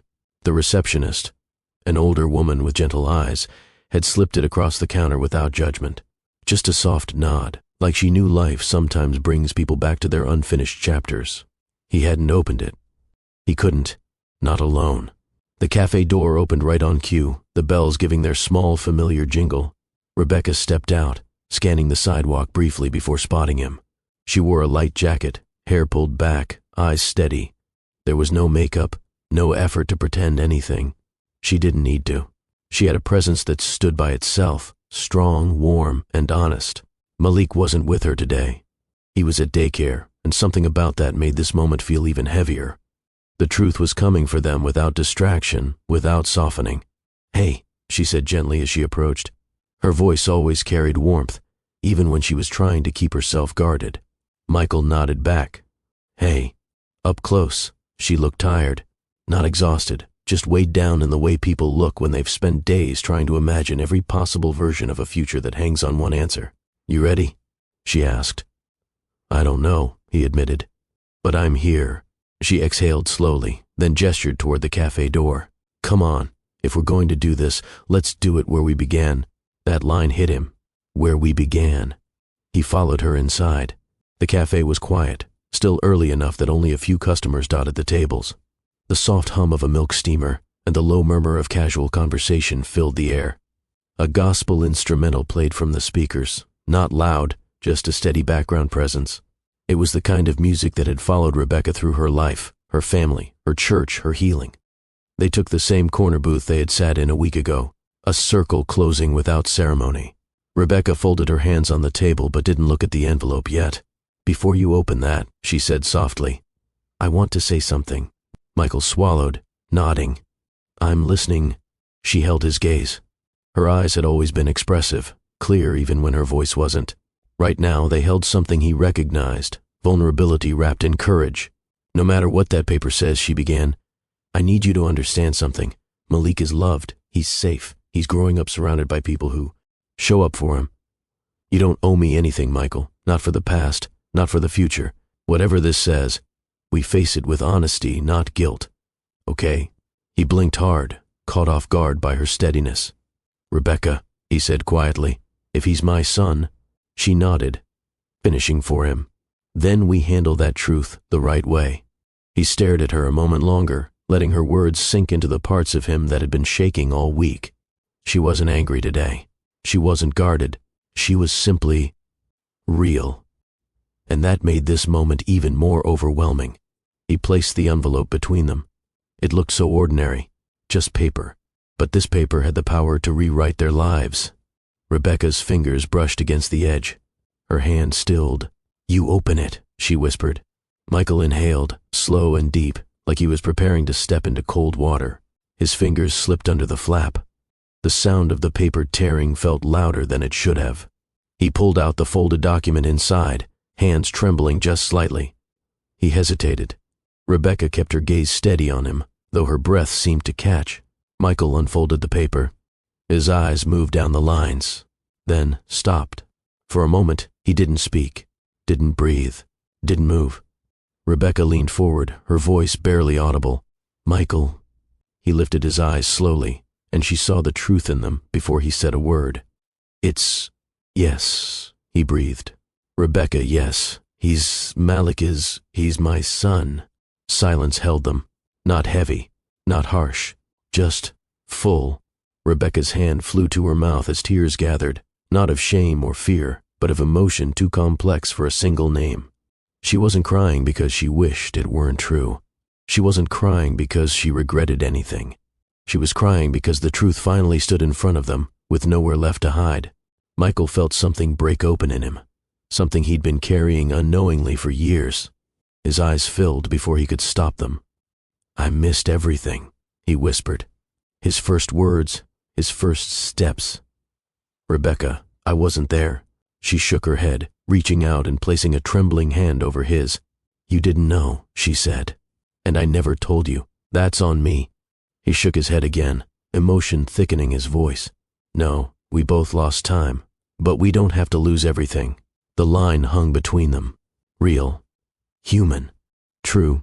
Rebecca closed her eyes for a moment, letting the truth settle inside her. Then, without overthinking, without hesitation, she moved around the booth and sat beside him. Michael didn't expect the gesture. He didn't expect the way she leaned gently into his shoulder, quietly letting herself feel the moment with him. He didn't expect her hand to take his with a familiarity that belonged to another lifetime, but still fit. He wrapped an arm around her. It wasn't romantic. It wasn't rushed. It was simply two people acknowledging the gravity of what they had just uncovered.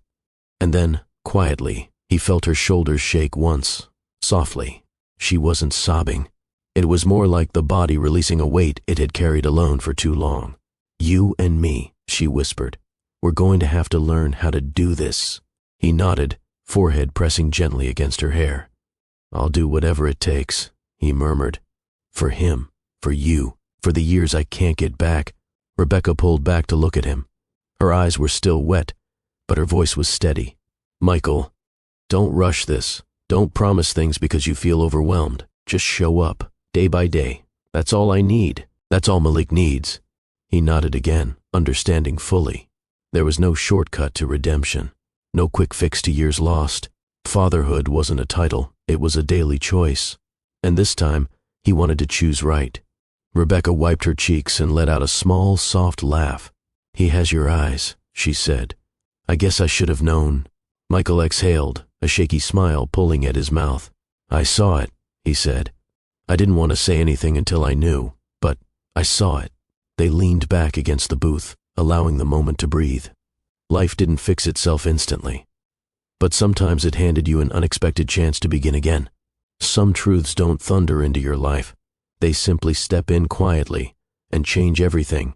Michael folded the letter carefully and placed it back into the envelope, not to hide it, but to hold it with intention, a symbol of a truth he would no longer run from.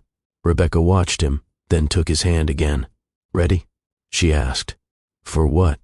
"For the part where we tell our son who you are." Michael's breath caught, not in fear this time, in gratitude. He nodded slowly. "I'm ready." Rebecca smiled, a small, hopeful thing. The kind that says, maybe redemption does have a place in the world after all.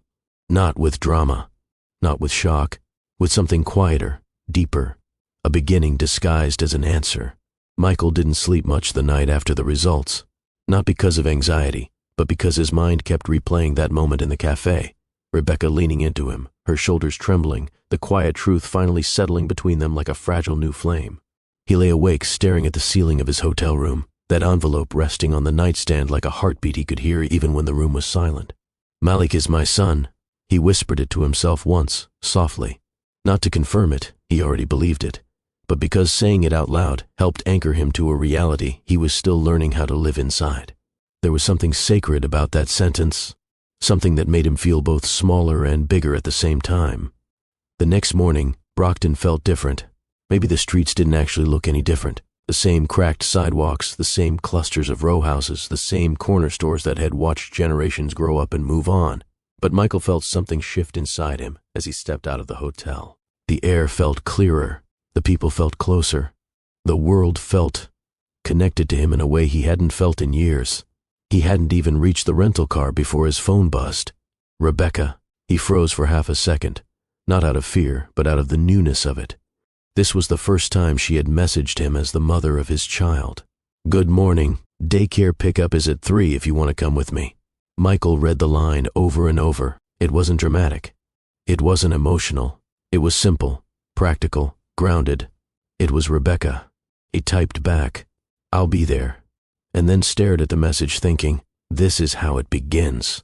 The day stretched slowly toward 3 p.m., and Michael found himself pacing the hotel room more than he wanted to admit. He tried to work, checked emails, responded to a few investor messages, but nothing held his focus. He wasn't thinking about numbers or projections. He was thinking about a 3-year-old boy with curious eyes and a smile that had hit him harder than any business deal he'd ever landed. At 2:15, he couldn't wait anymore. He drove to the daycare parking lot early and sat there, hands gripping the steering wheel, watching parents come and go. Mothers lifting toddlers into car seats, fathers holding backpacks and juice cups, little kids dragging their feet because they didn't want to leave. It was a whole world he had never stepped into, and now, suddenly, he belonged here. At 2:58, Rebecca's car pulled in beside him. She stepped out, closed the door quietly, and gave him a small smile that felt honest, if a little tired. "You ready?" she asked. He wasn't, not really, but he nodded. Yeah. Inside, the daycare smelled like crayons, baby lotion, and yesterday's snacks. Colorful drawings hung on every wall. Stick figure families holding hands, houses with big windows, sons with wide smiles. Teachers greeted Rebecca with warm familiarity, giving Michael curious glances, but no questions. That was one thing he appreciated already. Rebecca's community didn't pry. They observed, but they didn't dig for drama.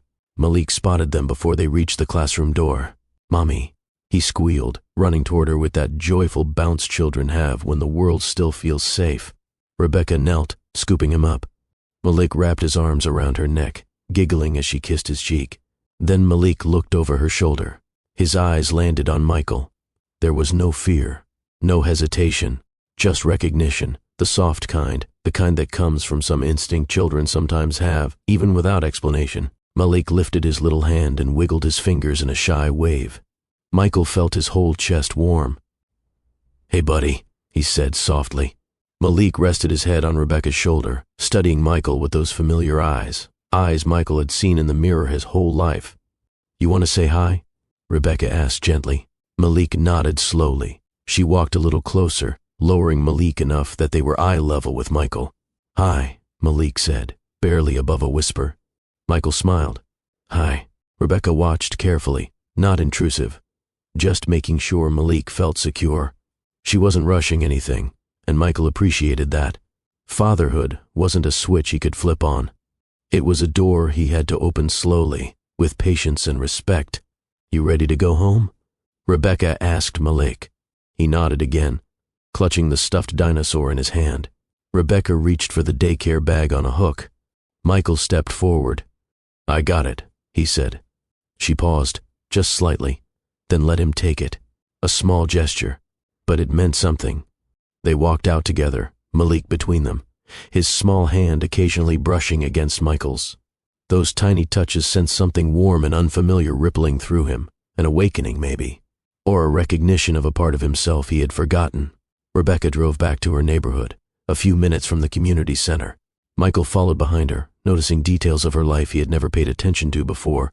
The quiet pride of the houses, the chalk drawings on driveways, the smell of someone grilling in their backyard, a group of children playing hopscotch near the sidewalk. Rebecca parked in front of her apartment building. When they stepped out, Malik lifted his arms to her again up. She picked him up, but then looked at Michael thoughtfully. "You want to try?" she asked. Michael froze. Pick him up? He asked, voice catching a little. If you want, she said gently. He swallowed. Yeah, he whispered. I want to. Rebecca lowered Malik toward him. Malik hesitated only a second before reaching out. Michael stepped closer, sliding one hand under Malik's legs and the other behind his back, like he had seen countless dads do. Malik settled into him easily, his small arms resting around Michael's neck, his head leaning lightly against his shoulder. Michael almost stopped breathing. Rebecca stood quietly beside them, watching the moment unfold with a mixture of tenderness and gratitude. She knew how big this was. She felt it too. You're okay, Michael murmured to Malik. I've got you, and he meant it. More than he had meant anything in years. Inside Rebecca's home, the living room was warm and lived in. Soft blankets draped over the sofa, a small bookshelf filled with children's books, artwork from Malik taped proudly on the wall. A family photo of Rebecca, her mother, and her brothers smiled from a picture frame. This is beautiful, Michael said quietly. Rebecca shrugged lightly. It's home. He nodded, taking it in. A quiet part of him wondered how many stories these walls had absorbed, how many nights she had paced here, pregnant and alone, how many mornings she had woken up determined to keep going for Malik's sake. A guilt he couldn't hide touched his chest, but Rebecca noticed. Hey, she said softly, don't do that. Do what? Carry everything alone. We both lost time. But we're here now. He nodded, looking away as Malik squirmed gently in his arms. You want to play, buddy? Michael asked. Malik reached toward a basket of toys, pointing at a foam baseball and little plastic bat. Michael laughed quietly. You like baseball? Malik nodded hard. Yes, Rebecca chuckled. He watches the games with my brothers. He likes cheering even when he doesn't know what's happening. Michael grinned. That's how most fans start. They move to the small open space near the front window. Michael gently set Malik down, handing him the foam bat. Malik gripped it with both hands, smiling proudly. Okay, Michael said. Show me what you got. Malik giggled, swung the bat a little too wide, and stumbled sideways. Michael caught him before he fell. Rebecca smiled from the couch, her eyes softening at the sight of them. The next 30 minutes felt like an entire lifetime condensed into small, unforgettable moments. Malik trying to toss the ball, Michael making silly sound effects to help him focus, Rebecca laughing as Malik swung wildly and collapsed into a fit of giggles. Father and son building something together without even knowing how much healing was happening in real time. Fatherhood doesn't announce itself with instructions. Sometimes it simply hands you a small foam baseball and asks, "Can you show up?" And Michael, finally, quietly, was showing up. Later that afternoon, Rebecca took them to the community center she had told him about. Colorful murals covered the exterior walls, painted by teenagers from the neighborhood. The hum of activity spilled outside, kids practicing double dutch, a group of elders chatting under a shade tree, a teenager dribbling a basketball across the pavement. This place helped me after you left, she said honestly.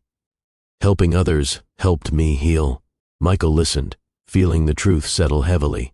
A woman at the front desk waved at Rebecca warmly. Hey girl, Malik have a good day? Rebecca smiled. He did. The woman glanced at Michael, curious but respectful. Rebecca simply said, "This is Michael." A simple sentence, but layered. Inside, Michael saw classrooms filled with kids learning music, writing stories, painting murals, a small gym, a reading room, a kitchen where volunteers were prepping snacks.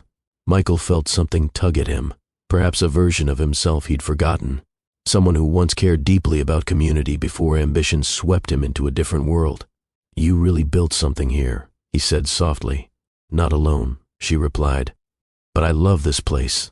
He watched her interact with people, easy, confident, respected. There was a strength in her he hadn't understood fully before. Not hard strength, but soulful strength. The kind that grows in the middle of storms and refuses to die. I want to help, he said quietly. She glanced at him. Help? Yes, he said. Volunteer, support, whatever you need. I want to be part of his world. And yours. She blinked slowly, taking that in. Michael, don't say things because you feel obligated. I'm not. I'm saying it because I mean it. She studied him a long moment, then nodded once. Okay, she said. Then show up. He smiled faintly. I will. Redemption doesn't start with grand gestures. It starts with consistency, with presence, with the simple, steady act of showing up. Michael walked through the halls beside Rebecca, feeling the first steps of that redemption settling into his spirit. Tomorrow, he would come again. And the day after that, and the day after that. For Malik, for Rebecca, for the man he was finally becoming. The next few days in Brockton settled into a rhythm Michael had never expected to experience. Not at 37, not after years of making decisions from conference rooms and airport lounges. But life has a way of sliding you into the places you're meant to be, even if it takes the long way to get you there. Michael woke early every morning, not because he set an alarm, but because something in him felt alive in a way it hadn't in years. There was purpose built into the daylight now. He wasn't just existing. He wasn't just trying to make up for a mistake. He was learning to show up, truly show up. And every day, the universe handed him the same quiet reminder. This is the beginning, not the end. By the fourth day, he and Rebecca slipped into a routine that didn't feel forced. They didn't talk about romance. They didn't talk about getting back together. They didn't talk about the years they lost, not because they were pretending nothing happened, but because they were focused on the years they still had. Sometimes healing grows best when you water the present, instead of digging up the past. That morning, Michael arrived at Rebecca's door right as she was tying Malik's jacket zipper. "You're early," she teased lightly. He shrugged. "Traffic was kind to me." "There's barely traffic on this street, Michael," she laughed. "Still counts." Malik toddled over, his little shoes tapping against the floor. "Aye," he said brightly. Michael crouched down. "Hey, champ." Malik lifted his arms. It had taken only a few days for that gesture to become normal, natural even. The first time, Michael froze and Rebecca had gently nudged him. "It's okay. He's choosing you." Now, Michael scooped Malik up with the ease of someone who had practiced enough to know exactly how to position an arm beneath a small body. Rebecca watched them with that soft look, the one she tried not to hold too long, because she didn't want hope to outrun wisdom. "Ready for the community center?" she asked. Michael nodded. "Absolutely." Rebecca grabbed her keys, and the three of them stepped into the crisp Massachusetts air. Some mornings don't shout change. They breathe it in slow like a warm cup of coffee in a cold spring. At the community center, the day was already in motion. A group of teenagers painted a mural on the east wall. A few seniors gathered near the garden beds, chatting. Kids ran across the small basketball court chasing a rubber ball that bounced wildly across the pavement. Rebecca moved with confidence here, greeting people with a tilt of her chin, warm nods and genuine connection. Michael watched her as she interacted with parents dropping off their kids, volunteers organizing reading sessions, and a group of grandmothers who came every morning for early devotion and conversation. He admired her, not in the old way he once admired her beauty and ambition, but in this new, deeper way. The kind of admiration that comes from witnessing someone build a life with both hands and hold it steady even when no one else was there to thank them. Malik tugged on Michael's sleeve. "Ball?" he asked. Michael smiled. "Let's go." They walked to the small patch of grass behind the center where a few kids were tossing a soft ball back and forth. Malik held the foam ball close to his chest and waddled forward, looking at Michael with wide, excited eyes. "Throw?" Malik asked. "Okay, buddy," Michael said, kneeling. "Hands up." Malik raised both hands, arms wobbling a little. Michael positioned the ball gently. "Now push," he said. Malik pushed. The ball floated forward, landing a few feet away. Malik squealed with excitement, clapping his hands. Rebecca, standing a few yards away, couldn't stop her smile. Her arms crossed loosely, her shoulder resting against the building, watching the two worlds she never expected to meet, her son and the man she once loved, find a rhythm that felt both new and strangely familiar. Michael tossed the ball back, letting Malik chase it. Malik stumbled, giggling, but caught himself before falling. When he reached the ball, he grabbed it triumphantly. "Again," Malik said. Michael held out his hands. "Come on, you got this." Rebecca stepped closer. "He's going to sleep well tonight," she said warmly. Michael laughed. "So will I." Their eyes met in that brief moment. Something flickered, something honest and quiet and warm, but neither pushed, neither rushed, neither pretended the past didn't still live between them. This was slow rebuilding, brick by brick, moment by moment. Rebecca shifted her weight. "He likes being copied," If you clap, he'll clap harder. Michael nodded. Good to know. He clapped for Malik's effort. Malik giggled and clapped back twice as loud. Rebecca watched them another moment, and then something in her softened. You're good with him. Michael's smile faded into something gentler. I'm trying, he said. I want to be good for him. You are, she said quietly. 3 simple words, but they struck something deep. Before he could respond, one of the volunteers called Rebecca from across the yard. I'll be right back, she said. Michael nodded, then turned back to Malik. Ready? He asked. Ready, Malik echoed. They continued playing, and for a moment, Michael forgot everything else. The guilt, the past, the fear of doing something wrong. All he saw was a child discovering joy, a child discovering him. An hour later, Rebecca returned, carrying a tray of apples and juice cups. She handed Malik a small cup and an apple slice. Malik took it eagerly, sitting on the grass beside Michael. You stay busy here, Michael said. Rebecca nodded. It keeps me grounded, helps me remember that life isn't just about what we lose, it's also about what we build after. Sometimes healing doesn't ask for closure, it asks for contribution. Michael rested his elbows on his knees. I want to help here. Not because I'm trying to impress you, but because I want Malik to see me in his world. Rebecca studied him for a moment. You've been showing up, she said. That matters. He nodded. I'm going to keep showing up. There was no hesitation in his voice, no wavering. Rebecca exhaled slowly. Michael, I'm noticing something. What's that? You're calmer, different, more patient. He shrugged lightly. Maybe I finally found something worth slowing down for. Her eyes softened. Just don't lose yourself trying to rush into a version of you that you think we need, she said. I'm not rushing, he replied. Not anymore. She held his gaze, and the quiet between them grew warm. Then she looked away first, not out of discomfort but out of humility. You're trying, she said. And that's enough for now. Later that afternoon, Rebecca invited him inside again. Malik needed lunch and a nap, and Michael was invited to stay, something that still surprised him every time it happened. Inside, Malik climbed onto his booster seat and munched on a small plate of mac and cheese. Michael cut the pieces smaller without being asked. Rebecca noticed. You're picking things up fast, she said. Michael shrugged, playfully proud, visual learner. Once Malik finished eating, Rebecca carried him to his room for a nap. Michael stayed quietly in the living room, looking at the small details again. The books, the drawings, the framed picture of Rebecca holding a much younger Malik. It broke him a little. In a good way. In the way truth breaks you open so light can get in. Rebecca returned a few minutes later, closing the door softly behind her.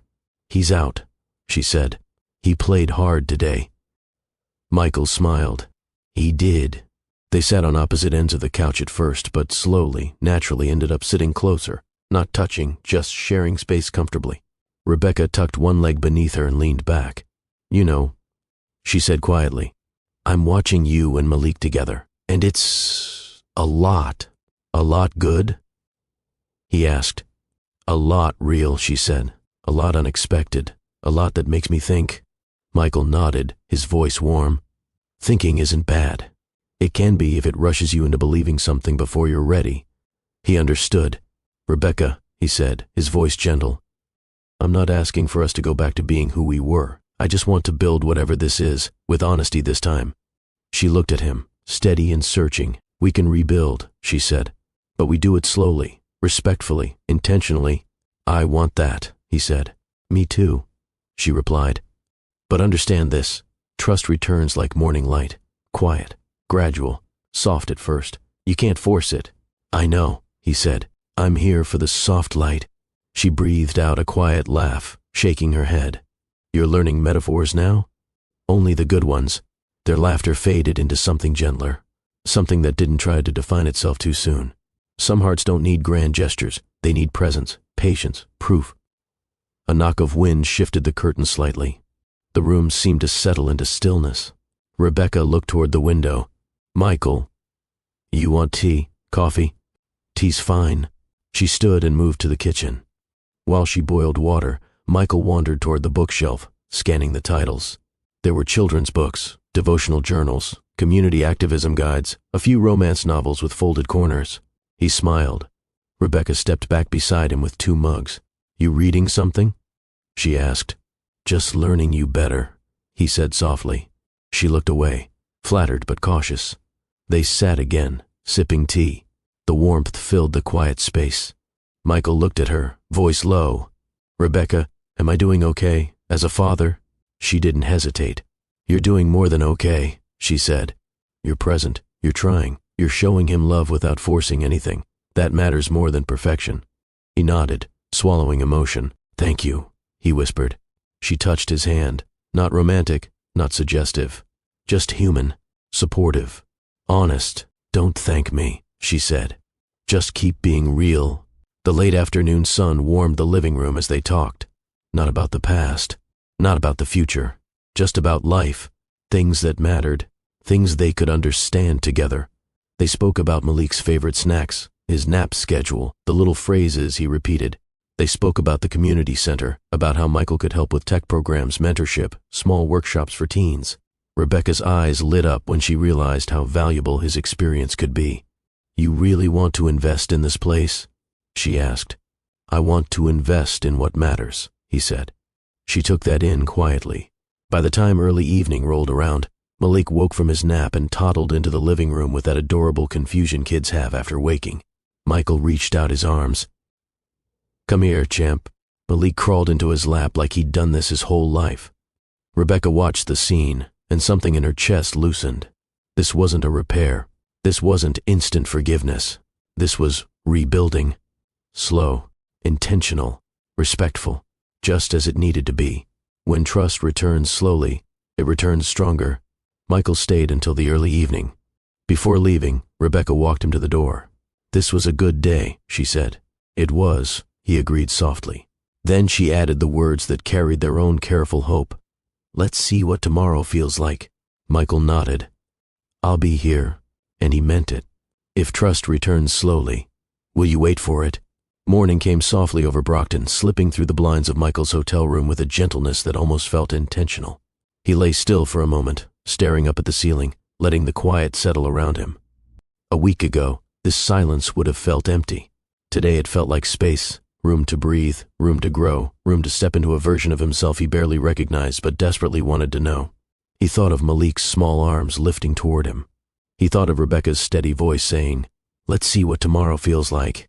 And he thought of the truth, the one written on paper but carved into his heart now. He was a father, not in theory, not in memory, not in regret, in reality. Today would be different, he told himself. Today wasn't just about showing up. It was about building something that could last. The fatherhood support group met at a local rec center not far from downtown Brockton. Michael parked and sat in the car longer than he intended, watching a group of men walk inside through the glass doors, some laughing, some subdued, some carrying diaper bags or strollers. They came from different walks of life, different stories, but they all had one thing in common. They were learning too. He inhaled deeply. You wanted real change, he whispered to himself. This is where it starts. Inside, the room didn't look like what he expected. No circle of folding chairs under dim lights, no dramatic confessions. Just a group of men gathered in a warm space with mismatched seating, coffee pouring from an old machine, and a table of donuts already half gone. A tall man with a calm presence, gray hoodie, soft expression, looked up and nodded at him. You here for the group? The man asked. Michael nodded. Yeah, first day. Welcome, the man said. I'm one of the facilitators. Grab a seat anywhere. Michael hesitated before finding a spot near the window.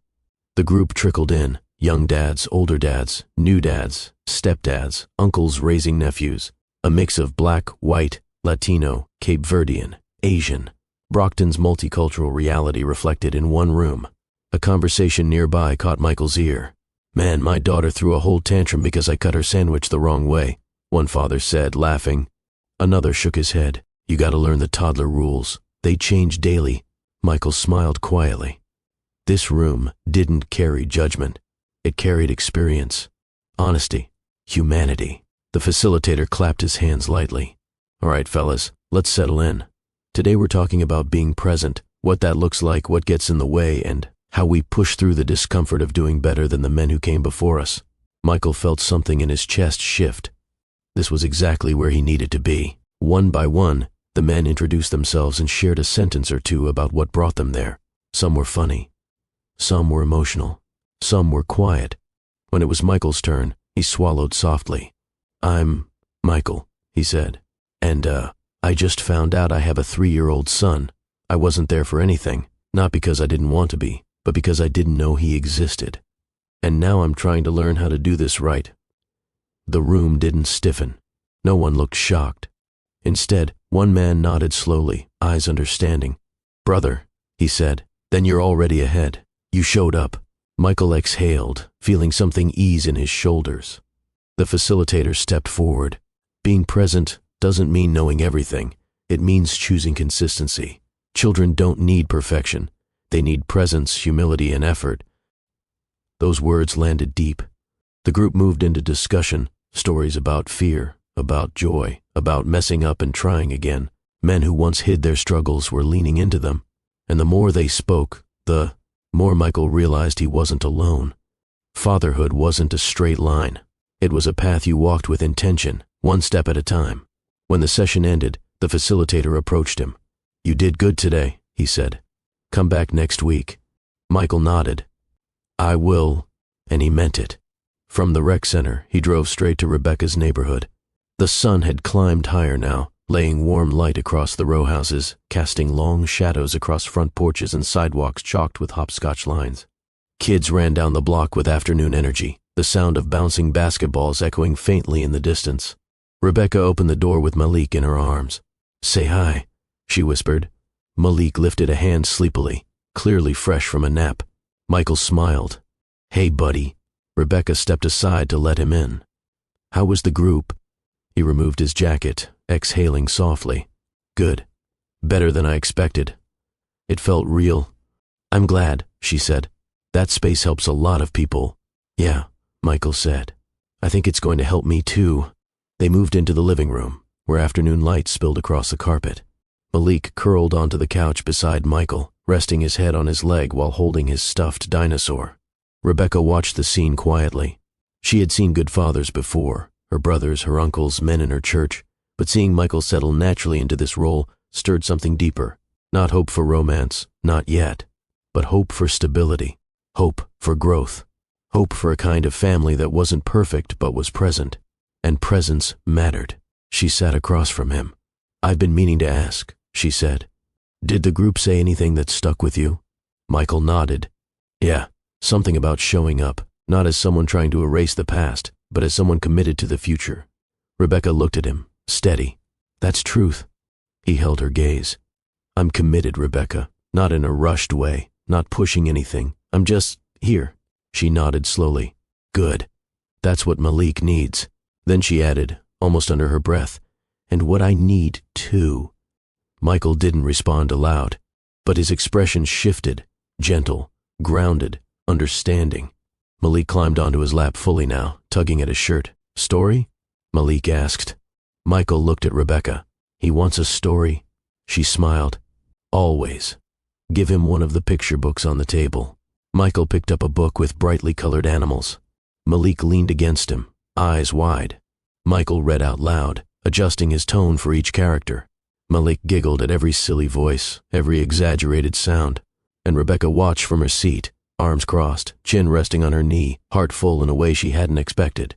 She whispered quietly, almost to herself, "He needed this." Michael glanced at her, softening. "So did I." Later in the afternoon, Rebecca decided it was a good time to share something important, something she wanted Malik to understand as he grew older. "Come with me," she said. Michael followed her into Malik's room. It was decorated with soft colors, posters of animals, a small shelf of toys. But what caught his eye was a large framed picture on the wall, a photo of Rebecca's family at a reunion years ago. 3 generations standing proudly together. Rebecca lifted Malik and pointed gently. "That's your great-grandma," she said. "And that's your great-grandpa, and those are Mommy's brothers." Malik stared at the picture, curious. Then Rebecca looked at Michael, her voice softening. "He needs to know where he comes from. All of it," she said, "so he understands who he is." Michael nodded gently. "Of course," he said. Rebecca then crossed the room, opened a drawer, and pulled out a smaller frame, one he recognized immediately. A photo from years ago at the Brockton block party. They were younger, laughing, carefree, before ambition and fear complicated everything. This is part of his story too, she whispered. She held the frame toward Malik. You see this? She asked him. That's Mommy, and that's Michael. Malik pointed at the image. Daddy? Michael felt his breath catch. Rebecca paused, then nodded. Yes, baby, that's Daddy. The words settled into the room like warm light. Michael swallowed hard, blinking back emotion. He knelt beside them, brushing Malik's curls gently. I'm right here, he whispered. Rebecca watched the moment, letting its meaning root itself naturally. No pushing, no rushing, just truth. Evening settled slowly outside, casting an amber glow through the window. Rebecca made a simple dinner. Rice, veggies, a small baked chicken dish that filled the home with comfort. Michael helped set the table, following her unspoken cues, learning the rhythm of her home not as an intruder, but as someone finding his place.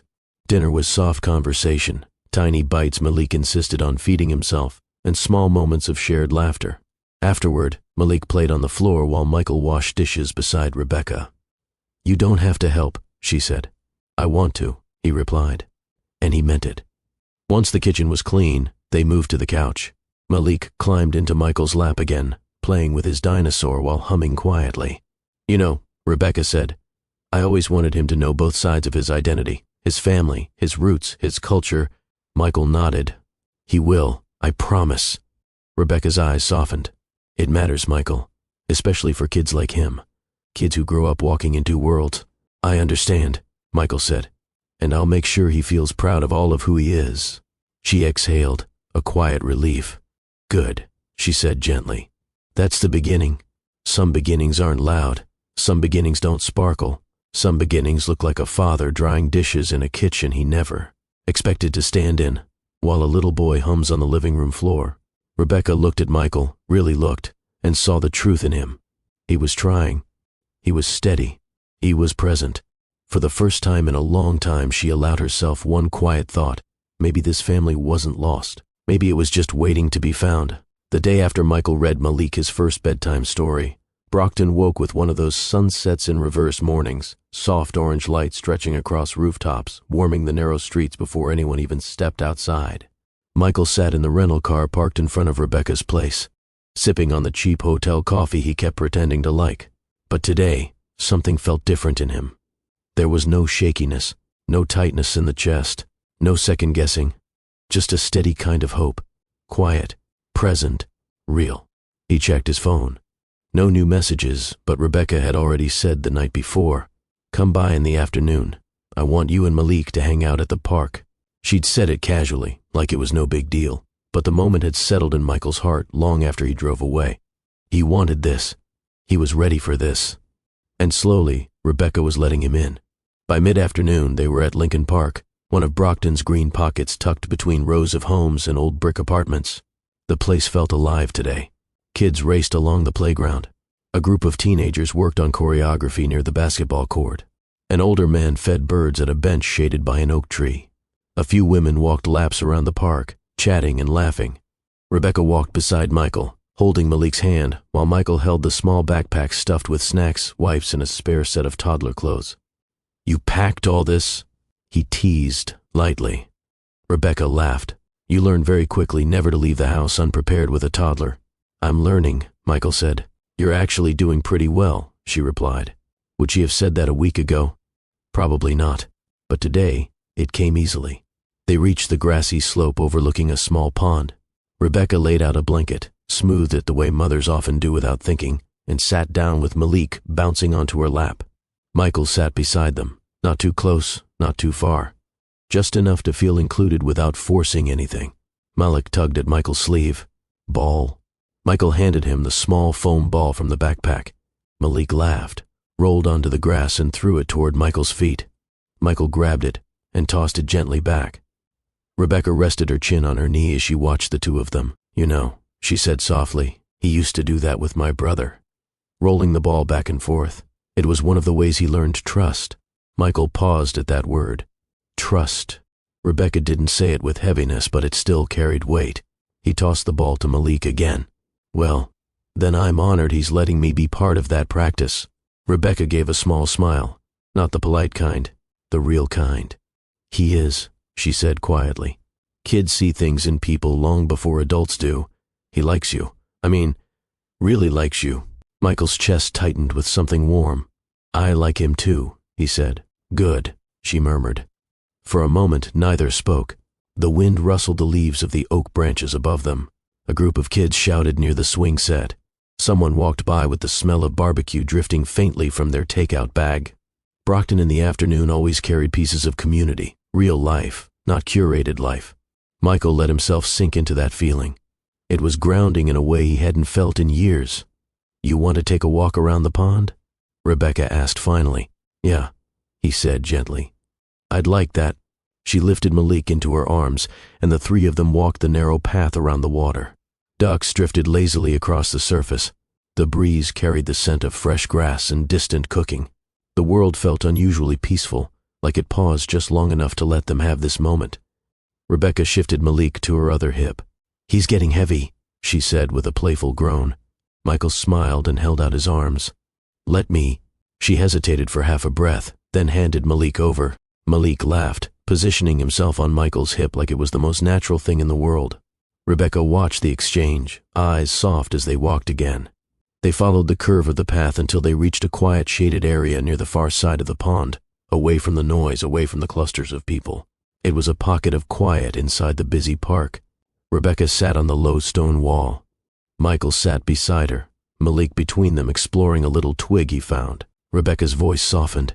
I've been thinking a lot these past few days. Michael nodded slowly. Yeah, me too. About us, she continued.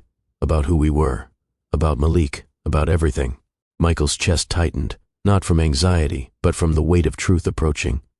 I want to hear all of it, he said gently. Rebecca kept her eyes on the pond for a moment, watching the sunlight ripple across the surface. You know, she began, her voice low and steady. When you left, I wasn't just heartbroken. I was lost. I felt like I wasn't enough, like I loved someone who didn't love me enough back. That kind of pain, it changes you. Michael lowered his head slightly.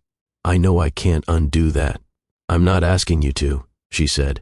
I'm telling you so you understand what rebuilding feels like for me. I forgave you years ago, but forgiveness doesn't erase the memory of the wound. It just teaches you how to move without letting it bleed you. Michael exhaled, slow and heavy. I deserve that, he murmured.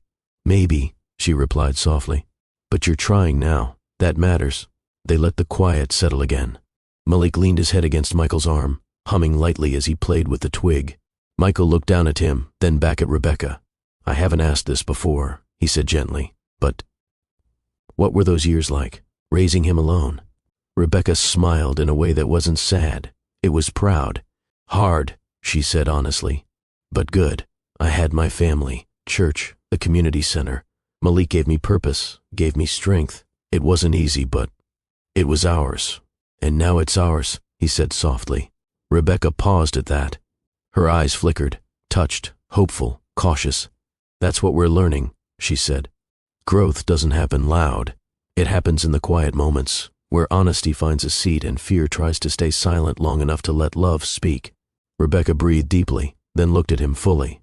Michael, there's something I need to say, and I need you to hear it all the way, not just with your ears. He straightened, tense but open. I'm listening. She swallowed, her eyes gentle but firm. Despite everything that happened, I never stopped caring about you. Michael blinked. Rebecca, I'm not done, she said softly. He closed his mouth. She continued. When you left, part of me kept loving you even when I didn't want to, even when I tried to move on, even when things fell apart with my ex-fiancé. A part of me still held on to the memory of what we had. Not because it was perfect, but because it was real. Michael felt his chest tighten, breath deepening. Rebecca looked down at her hands. But loving someone and trusting them? She said, voice trembling lightly. Those are two different things. There it was. She lifted her eyes slowly, and they were full, not with sadness, but with truth. I still love you, she whispered. But I'm scared to trust you again. Michael felt the world shift, quietly, powerfully. Tears pressed the corners of his eyes, but he didn't let them fall yet. He didn't want to make the moment about his emotion. He kept his voice steady, gentle. "Rebecca, thank you for telling me that. Thank you for trusting me enough to even say it." She wiped her cheek with her thumb, exhaling shakily. "I'm not saying it so we can rush into something," she said. "I'm saying it because you deserve the truth, and because I can't rebuild with you if I'm hiding how I feel." Michael leaned forward, elbows on his knees, staring at the ground for a long moment before looking up again. "I love you too," he confessed quietly. "I never stopped either. I just didn't know how to come back from my mistakes." Rebecca nodded softly. "I know."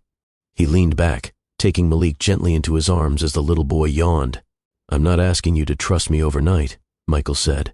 "I'm not even asking you to make a decision today. I just want you to see me, the real me, the one who's trying, the one who's not running anymore." Rebecca's eyes softened. "I see him," she whispered. "That's why this is scary." Michael nodded. Good things are always scary at the beginning. They shared a quiet moment, the kind that isn't romantic yet, but carries seeds of something deeper. Malik stretched across Michael's chest, tired from playing. Michael adjusted him gently, brushing a hand across his small back. Rebecca watched them, her heart tugged between hope and fear. "It's okay to be scared," Michael said. "I'll move at your pace." She nodded, eyes shining. "Thank you. Sometimes the bravest thing you can say isn't 'I love you.' Sometimes it's 'I'm afraid,' because fear means your heart is awake." The sun began dipping lower behind the trees, painting the sky in soft pinks and oranges. The three of them sat there, quiet, close, connected in a way that didn't need defining yet. Michael looked out at the pond, then back at Rebecca. "You think we can keep doing this?" he asked. "Day by day?" She nodded slowly. "Yes," she said. "Day by day." The light softened around them, settling into something peaceful. A new family, still healing, still learning, sat in the warm glow of a sunset that felt like permission. Lincoln Park had never looked like this before, not to Michael anyway. Maybe it was the late afternoon light dripping gold across the grass. Maybe it was the quiet hum of families packing up for the evening. Maybe it was the slow, tired giggle Malik gave every few seconds as he tapped his little sneakers together in Michael's lap. Or maybe it was what healing felt like when it finally got tired of hiding. The sun was leaning low, that soft hour when the air cools and the sky wears two colors at once, pink and amber. Leaves whispered overhead. The pond reflected the sky like it wanted to keep it for itself. Michael sat on the park bench, Malik resting against his chest. Rebecca stood a few steps away, throwing away a snack wrapper and then returning with the gentle kind of smile she only shared when her guard was off. She sat beside them slowly, close enough that their shoulders almost brushed, but not quite. The kind of distance that wasn't distance at all, just space, respectful space. Malik blinked sleepily, then mumbled, "Dada?" Michael froze. Rebecca froze. It wasn't the first time Malik had said it. He'd done it accidentally in part 501 while handing Michael the paintbrush. But this time, it wasn't a mistake. It wasn't a slip. It wasn't excitement. It was soft, instinctive, like Malik had finally picked the word his heart had decided belonged to the man holding him. Rebecca placed a hand over her mouth, sucked in a breath, and exhaled slowly. Emotion trembled at the corners of her eyes. Michael swallowed thickly. "Yeah, buddy," he whispered. "I'm right here." Malik curled into him, tiny fingers gripping Michael's shirt as if anchoring himself. Sometimes the loudest truth a child carries is whispered in one small word. Rebecca wiped her eyes before speaking. "He's never said it like that," she murmured. Michael didn't take his eyes off Malik. "I won't take this for granted, any of it." "I know," she said softly. A quiet settled between them. Not tense, not confused, just full, like the silence had more meaning than words could carry. Rebecca leaned back, hands clasped in her lap. "It's strange," she said. "A week ago, I wasn't sure if you and I could even sit in the same room without reopening old wounds." Michael nodded. "I didn't think I'd earn a place in his life, or yours. And yet here we are," she said, glancing at him with a small smile. "Watching the sunset with a toddler who decided the moment all by himself." They shared a gentle laugh, soft, genuine. A breeze moved through the trees, brushing across their faces. "Rebecca?" Michael said after a moment. "Yeah? I know what you said earlier. About love and fear. He paused, careful, respectful. I'm not asking for anything you're not ready to give. I'm not here to force some fairy tale ending. I'm just here for whatever us looks like, even if it's just sitting on this bench watching our son sleep. She breathed in deeply, then out. Her eyes settled on him, really looking, the way someone looks when they want to see the truth behind a man, not the version their memory built. You're not the same man I said goodbye to, she said finally. He nodded. I'm trying not to be. You're steadier, she continued. More grounded, more present. When you talk to Malik, your whole voice changes. You sound like a man who knows what matters. Michael's eyes lowered at that. Losing you taught me what mattered. Finding him taught me who I needed to become. Rebecca closed her eyes briefly. When she opened them again, her voice was softer. I like who you're becoming. He looked at her, really looked. Thank you, he whispered. Malik shifted again, letting out a tiny sigh. His curls brushed against Michael's chin. Michael stroked his back gently, instinctively. Rebecca watched with an expression caught between hope and nostalgia, like she was seeing a future she didn't want to name yet. You know, she said quietly, growing up, my mother used to say something. She'd say, life gives you circles, until you learn the lesson it was trying to teach you the first time. Michael smiled. I think your mom was right. She usually was, Rebecca said with a soft laugh. Then her voice steadied again. Michael, whatever happens next, I want to build it carefully. For him, for me, for you. I want that too, he said immediately. We can take it slow. I'm not going anywhere. A quiet beat passed. Then another. Can I show you something? Rebecca asked suddenly. Of course. She reached into the small purse beside her and pulled out a folded sheet of notebook paper. Old. Faded. The ink slightly smudged. I found this a few days ago, she said, in one of Malik's old keepsake boxes. She handed it to him. I wrote it the night I found out I was pregnant. Michael held the paper carefully, as if afraid it would tear. He opened it slowly. It was a letter, short, handwritten in her softer script. Michael read the opening line. I wish you could see who we're about to become. His eyes scanned the rest. The words were tender, hopeful, scared. A young woman trying to hold on to belief while holding on to heartbreak. When he reached the end, his eyes blurred slightly. I can't believe you kept this, he whispered. I almost threw it out once, she admitted. But something told me to hold on to it. And now? He asked. She looked at Malik in his arms. And now? I'm glad I did. Michael folded it gently and handed it back. Thank you, he told her, for sharing that with me. Rebecca tucked it back into her purse with quiet care. Michael, she said softly. Yeah, I'm not promising anything today. But I'm not closing any doors either. He nodded slowly, grateful, grounded. Whatever door you choose to open, he said, I'll walk through it gently. She smiled at that. I know. The sun slipped lower, touching the horizon with a warm, glowing edge. Families started heading home. A few teens still played basketball, their sneakers tapping the court like a steady backbeat. And there they were on the bench, 3 people who didn't plan to become a family, but somehow were becoming one anyway. Malik stirred and reached up, placing one small hand against Rebecca's cheek while still half asleep. Mama, he mumbled. Rebecca pressed her hand over his gently. Yes, baby, she whispered. Michael watched that moment, not with jealousy, not with regret, but with a quiet kind of pride, because this was their family. Imperfect, healing, real. Rebecca, he said quietly, whatever the future looks like, I'm grateful it includes both of you. She met his eyes with a softness that wasn't fear anymore. Me too, she said. Life throws surprises, some painful, some redemptive. But the ones that matter most, they're the surprises that show you who you're still capable of becoming. A long moment passed in gentle silence. Michael looked out at the pond. Can I ask you something? Ask, what do you want the next version of your life to look like? He said, not just with me, with everything. Rebecca considered the question carefully. I want peace, she said. I want stability for Malik. I want purpose, joy, the slow kind of happiness that lasts longer than the rush. He nodded. I want those things too. And you? She asked gently. Michael tightened his hold around Malik. I want to be the kind of father who shows up, The kind of man who keeps his word, and maybe, he paused, voice softening, the kind of partner who doesn't run from love again. Rebecca smiled, not a big smile, a small one, honest, brave. We'll see, she said. Let's just take the next right step. Together? He asked. She looked at Malik. Then at Michael. Yes, she whispered. Together, when your past mistakes come knocking and offer a second chance, what will you choose?